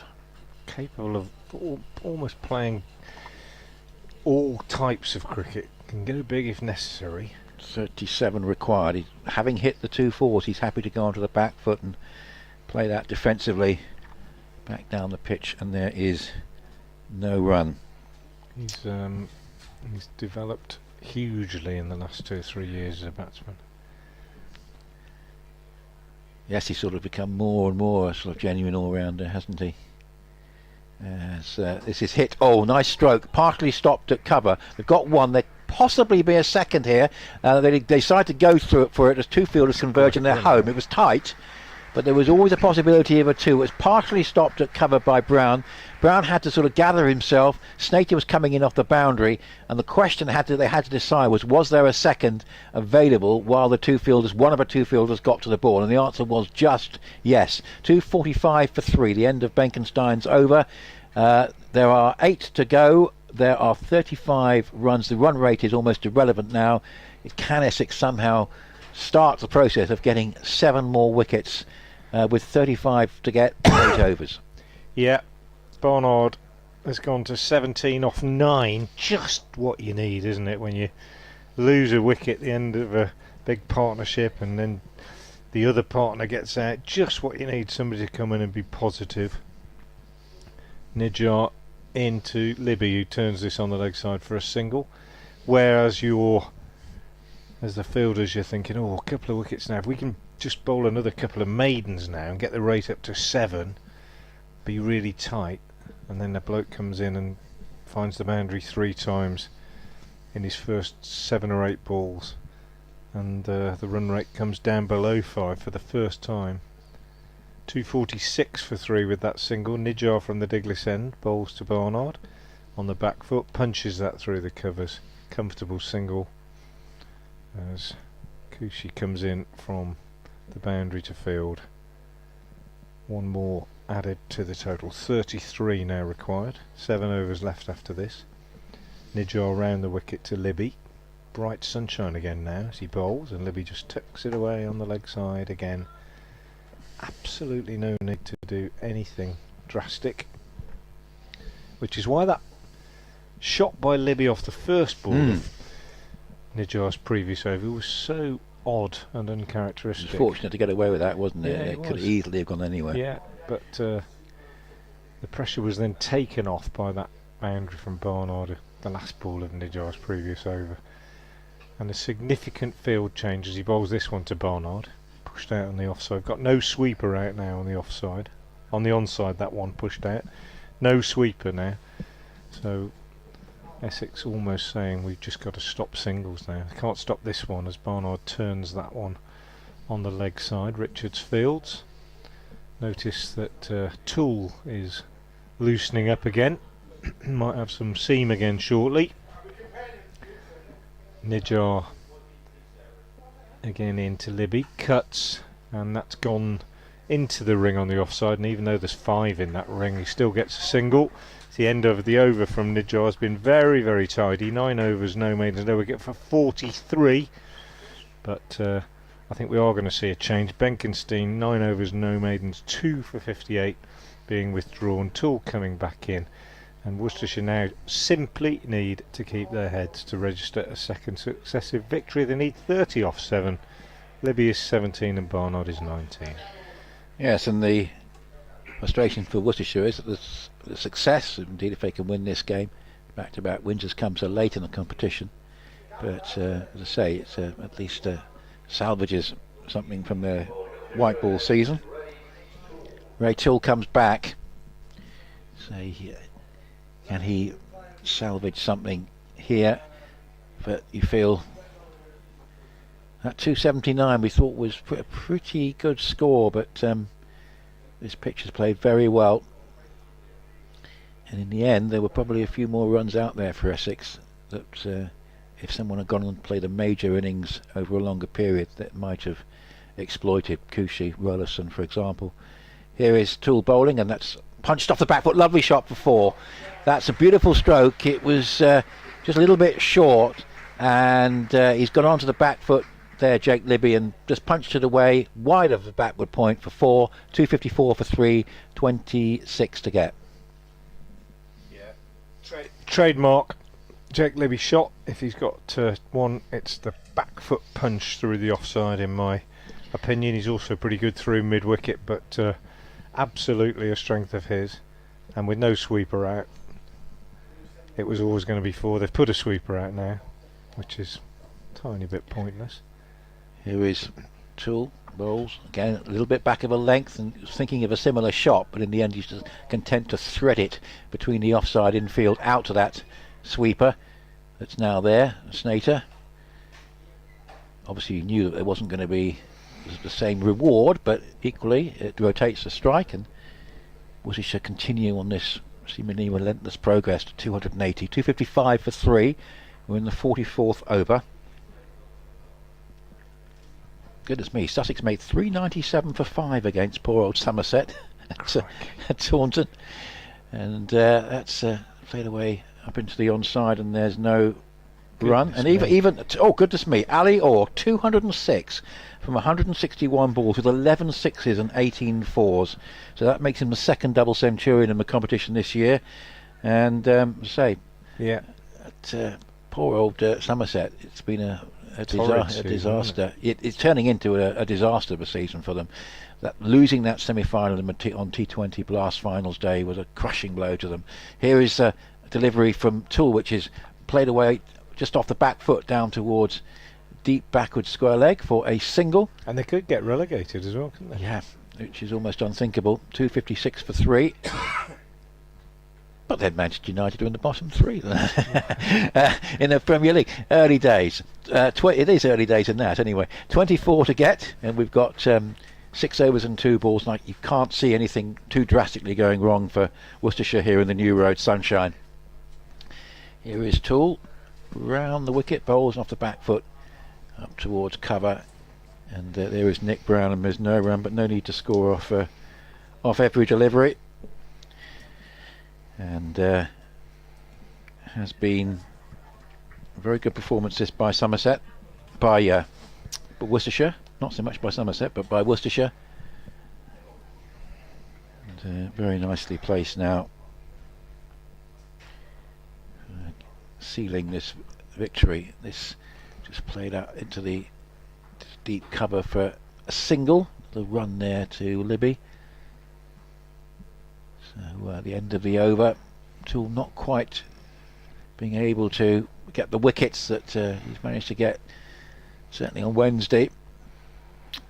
Not been a bit short on the wicket column today, and wholehearted effort, but the Essex has sort of lacked sort of impact in the seam bowling department, I think it's fair to say, Frank, today. Libby 23 and Barnard 20. It's 257 for 3 to a 23 required from 6 overs. And Snater had a bad start, didn't being reintroduced, and I think my personal feeling could be completely wrong, is that the reintroduction of seam will hasten the end of this game. 23 needed off 6. I reckon they'll do it with about 2 or 3 overs to spare, because the field is opened up a little bit more pace on the ball. Libby just needs one slightly down the leg side to tickle it down to fine leg. There's just more opportunities, I think, as Snater bowls, and Libby just tucks this one away on the leg side off his hip for a single, which takes him on to 24, and it's 258 for 3. And Kent at 203 for 4 at Canterbury, needing 94 from 11 overs and 5 balls. Essex really want them to get these runs, and Ben Compton is 61 not out. So 94 from 11 overs and 5 balls to beat Yorkshire, 6 wickets in hand. Here's Barnard on strike as Snater comes in from the Diglis end and bowls, and that's a slightly slower ball which Barnard sees and waits for and drives up to mid-on. No run is taken. If you're just joining us, and I know people are all the time coming in from work, etc., earlier today Essex 279 for 6 having been put into bat. Top scorer was Das with 63, ably supported by Benkenstein 55 and Kushi 43. 3 wickets for Dylan Pennington. Break off as Snater bowls again to Barnard, who tucks him down to fine leg for a single. 2 wickets for Ben Gibbon, and 2 for Josh Tongue, returning to the side after a lengthy absence through injury. 14 months since he played for Worcestershire's first team. Good to see him back. And then Worcestershire set 280 to win, off to a flyer courtesy of Ed Pollock, who came back into the side because of Azhar Ali's absence. He eventually was out for 34, having faced just 25 balls. There's Snater again in, bowls, and Libby pushes at this one and gets a half a leading edge, and it lobs out on the offside and lands just short of Benkenstein at backward point. Pollock out for 34, 50 for 1, and then a partnership of 158 for the second wicket between Gareth Roderick, who played his best innings for Worcestershire so far, making 76 off 85 balls with 8 fours before he was out. Snater in again to Libby, who clips this one away through mid-wicket very, very nicely, and a long run round for Richards. Can't get there. That's 4 runs for Jake Libby, very nicely timed. And the third man out for Worcestershire, Taylor Cornall, career best 97 for the left-hander off 116 balls with 6 fours before he was LBW to Luke Benkenstein. Second wicket for Benkenstein. 223 for 3 at that point. Ed Barnard and Jake Libby have already added 40 for this 4th wicket in quick time, and Worcestershire now just 17 away from victory. Snater is in again and bowls to Libby, who tucks him away on the onside. Now again another couple of runs here as Richards comes round to do the fielding. End of the over from Snater. 5 overs left in the innings. Worcestershire need 15 runs to win, and they're cruising. And Lancashire look like they've got things under control at Blackpool now. 336 for 5, and need 35 in 32 balls. The 2 Georges, Lavelle and Balderson, with an important partnership after Keaton Jennings was out for 125. Now, if Lancashire win that game, they go top of the group with 11 points. Basically, Essex losing this, it means that Hampshire and Lancashire are out of the equation. It's really mainly going to be about Yorkshire. If Kent do beat Yorkshire, they'll join Essex on 7 points, but Essex have a massively superior net run rate. Essex will know it's important to keep this going get this game going as long as possible for that reason. As Toole bowls, and that's just played up into the onside, up towards mid wicket, and there is Benkenstein, and there's no run. So yeah, looking good for Lancashire, who look as though they're going to go to 11 points tonight. The only points they've dropped were against Hampshire and indeed against Essex because of the abandonment at Sedbergh way back at the start of the competition. And if you have just joined us, the news from earlier, apart from England losing the test match by an innings, is that Glamorgan beat Hampshire. Here's Toole bowls, and that's run down into the crease by Ed Barnard, who's batted really very sensibly.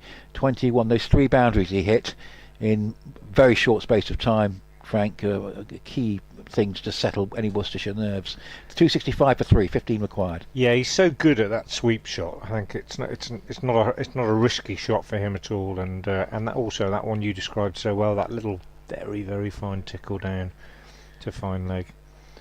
Ray Toole in bright sunshine from the New Road End goes round the wicket and bowls, and that one just slightly turns round the right-handed Barnard, who's looking to play it back down the pitch, and it went into the offside, and there's no run. Light breeze as we've had all day. Good On to bowl a maiden. Yes. Well, the asking rate is 3.3. We've got 5 overs to go, and we've got 45.3 overs have gone, so we've got 4 overs and 3 balls to go, and 15 required.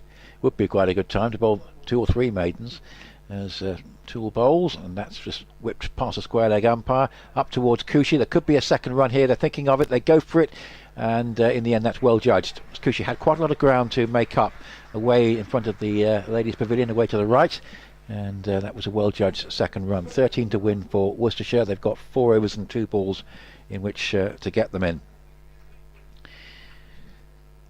So it may be that this game will end before those games at Blackpool and Hove. As Toole bowls, and that's again just run down gently to third man for a single. But I think it's what we do know is that Essex is going to have to beat Hampshire on Sunday to have any chance, and then it's going to depend. They really want Yorkshire to lose today, because otherwise Yorkshire will be a point clear with 2 games to play, whereas Essex will just have that 1 game against Hampshire, who'll be smarting, of course, from his defeat at Neath, which no one really expected. 12 to win. Toole now to bowl to Libby, and this time Libby with an angled bat again past the square leg umpire, just a bit finer this time, down towards Nijar fine leg for another single. Very, very comfortable, and Toole has battled gamely, but he's just struggled to, if you like, just look like taking the sort of wickets that Essex would have needed. They've got a 3-man seam attack, and to be honest, that's been pretty much the same across the board, with the exception of that strike that Jamal Richards had, of course, in his first over when he got rid of Ed Pollock. But it's been a difficult day. They've just not been able to get the wickets, the Essex seamers, on this occasion. 269 for 3. 11 needed. I reckon I'll do it in the next 2 overs probably. It's got that feel about it, hasn't it? Just find the boundary once maybe in this over, and Essex will almost, not say they'll give up, but you just accept the inevitability of it, don't you? I think sometimes as a fielding side, it's been a well-paced chase, really well-paced. Actually, we kept commenting on how they kept scoring at the required rate. Here's Snater from the Diglis end, and he bowls to Libby, who works this one away on the onside for a single. Easy as you like. 270 for 3. 10 needed. I think I'd say I'm surprised that Richards has only bowled 6 overs. Yeah, so would I. I was talking about the fact that the Essex attack have struggled to make an impression in terms of being a strike force today, but probably Richards has looked the most likely of the 3. Yeah, I think you're right. But sometimes plans just change as a captain sees things evolving in the middle. Snater bowls to Barnard. He's forward, just drops that down on the offside. Well run. Libby backing up well. Barnard always on the move when he pushes forward like that, looking for the single, and even though Benkenstein was in quickly, they got home comfortably. And we've certainly seen some promising young players, which has been the thing about this competition, which makes it interesting. You're seeing emerging players, and for me, Gibbon of Worcestershire, and obviously first chance I've had to see Richards live, but there's certainly something about him that Essex will be looking to develop. Shane Snater just slightly rearranging his offside field, strides in now again from the Diglis end and bowls to Libby, who pushes this back up the pitch, and the bowler does his own fielding. I'm desperately hoping that they can get these runs in the next 2 or 3 minutes so I can do a live report on the end of the game into the BBC Hereford and Worcester News Bulletin shortly after. They can extend it, can't they? Wasn't there an occasion where when Derbyshire beat Nottinghamshire, I think in a T20 group game, where they scrapped all programming on BBC Radio Derby? They wouldn't do that on BBC Hereford and Worcester. Here's Snater in again. He bowls and Libby drives, and that's a sloppy piece of fielding by Benkenstein at backward point. Ball goes straight through his hands and through his legs, and they get a single that they shouldn't really have got. 8 required now. Libby goes to 33. 272 for 3, and Barnard settles over his bat and waits. The Snater comes in again from the Diglis end and bowls, and Barnard throws his hands at this and misses it, taken low down, moving to his right by Rulofson. I'll tell you one thing I've noticed, Nick, today. I haven't really thought about it until now, but how few deliveries Rulofson has had to take. How few times, not just the bat being beaten, but batsmen haven't been leaving it alone. They've just been getting a bat on almost everything, haven't they? He's had a very, very, very quiet day behind the stumps. Snater in, bowls to Barnard, Yorker dug out, nice over from Snater, just 2 runs coming from it, 8 required off the remaining 3. Libby 33, Barnard 25, 272 for 3.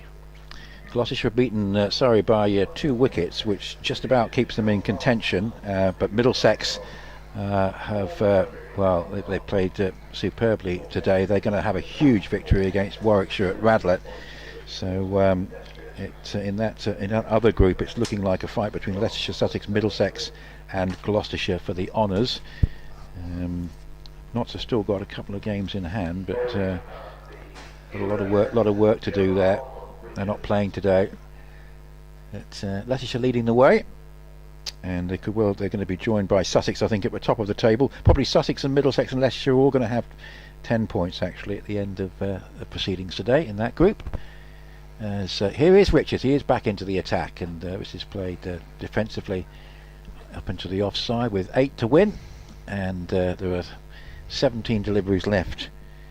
So double wicket maiden for Richards will be the order of the day from an Essex point of view now, which would create a little bit of pressure.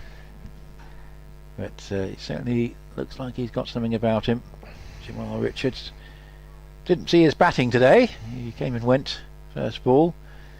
But lovely smooth approach, almost as if taking no effort out of himself at all, which is hopefully a sort of an action that he can maintain as that's played up into the onside, and there's no run.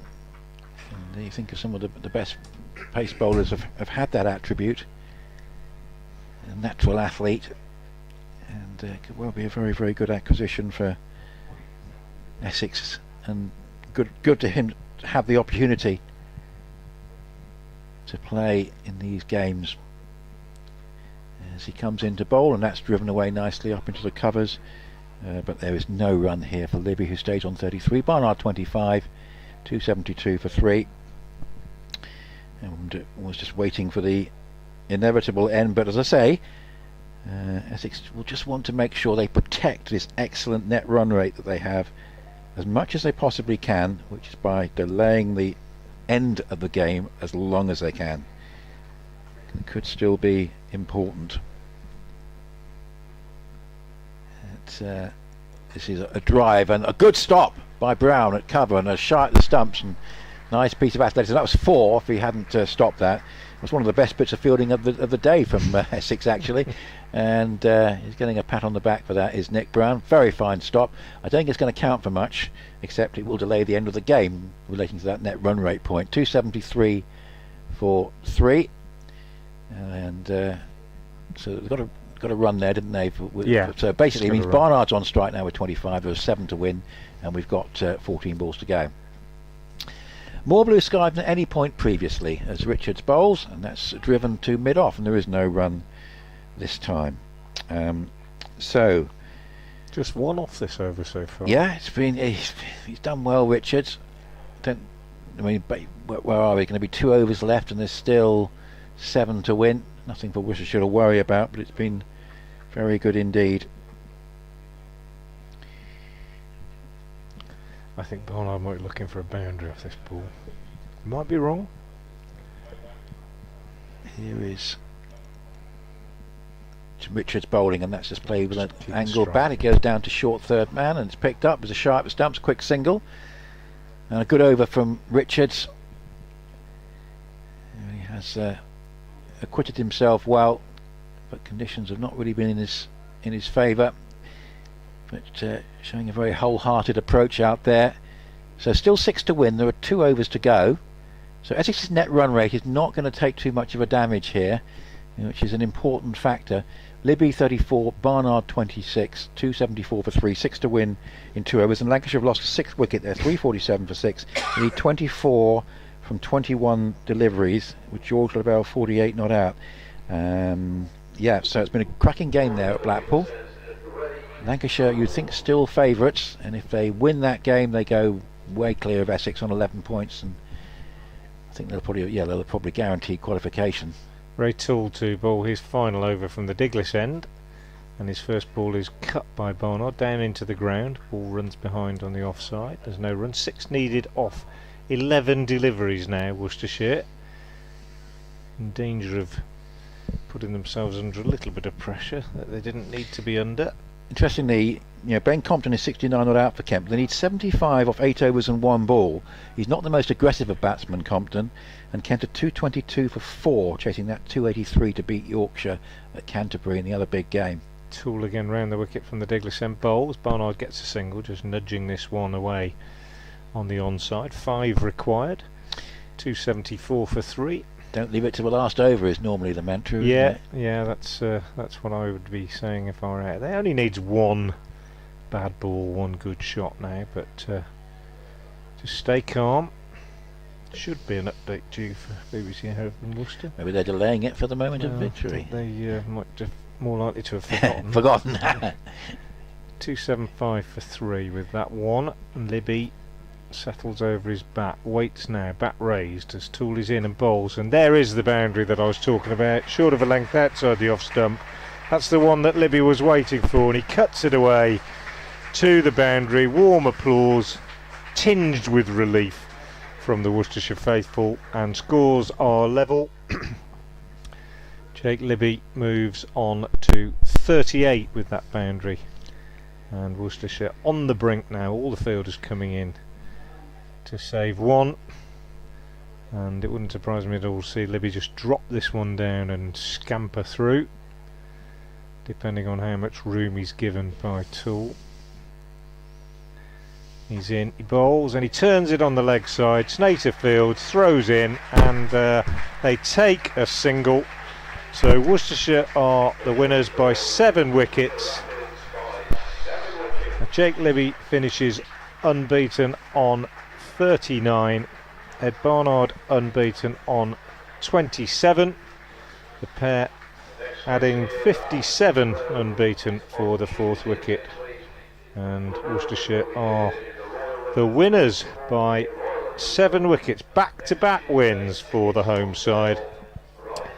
4 leg byes and 3 wides, the 7 extras, and Worcestershire 280 for 3. The winners by 7 wickets. Just give you those final Essex bowling figures. Ray Toole 9.4 overs, no maidens, no wicket for 52. Shane Snater 8 overs, no maidens, no wicket for 48. And Jamal Richards 7 overs, no maidens, 1 for 39. Aaron Nidjar 9 overs, no maidens, no wicket for 43. Tom Wesley 6 overs, no maidens, no wicket for 36. And Dale Benkenstein 9 overs, no maidens, 2 for 58. Worcestershire lost Pollock 34, Roderick 76, Cornall 97, Libby 39 not out, Barnard 27 not out. Worcestershire the winners by 7 wickets. Thank you for joining us. Thank you for listening. Hope you've enjoyed our coverage. Nick Gledhill will have a final word from the Essex point of view, and then it'll be goodbye. Yeah, disappointing for Essex. Worcestershire played really well today, but lack of a major innings in the end, with several batsmen getting set. Plenty to take away from the match. It looks as though Lancashire are going to win. They need 7 in 14 balls. They'll go to 11 points with 1 to play. Hampshire with 10 points with 2 to play, including the game against Essex. And it's looking very much as though those 2 are away and clear. And we're waiting for the result, obviously, of the Yorkshire-Kent game. But I think what we can say at the moment is Essex have to win on Sunday to have any chance. It may not be enough. They do want Kent to beat Yorkshire today, but I think the thing we can say is they have to win on Sunday and then see if that's enough. That's Nick Gledhill from BBC Radio Essex. thank you very much to him for his company and expertise throughout the day. I hope you've enjoyed our coverage. I'm Frank Watson from BBC Hereford and Worcester, and we'll leave you with the news that Worcestershire have recorded a second successive victory in the Royal London Cup by 7 wickets. Hope you've enjoyed our coverage, and do join us next time. Thank you very much, Frank. Thank you, Nick. Nice to see you again. And yeah, let's see what's happened to our head.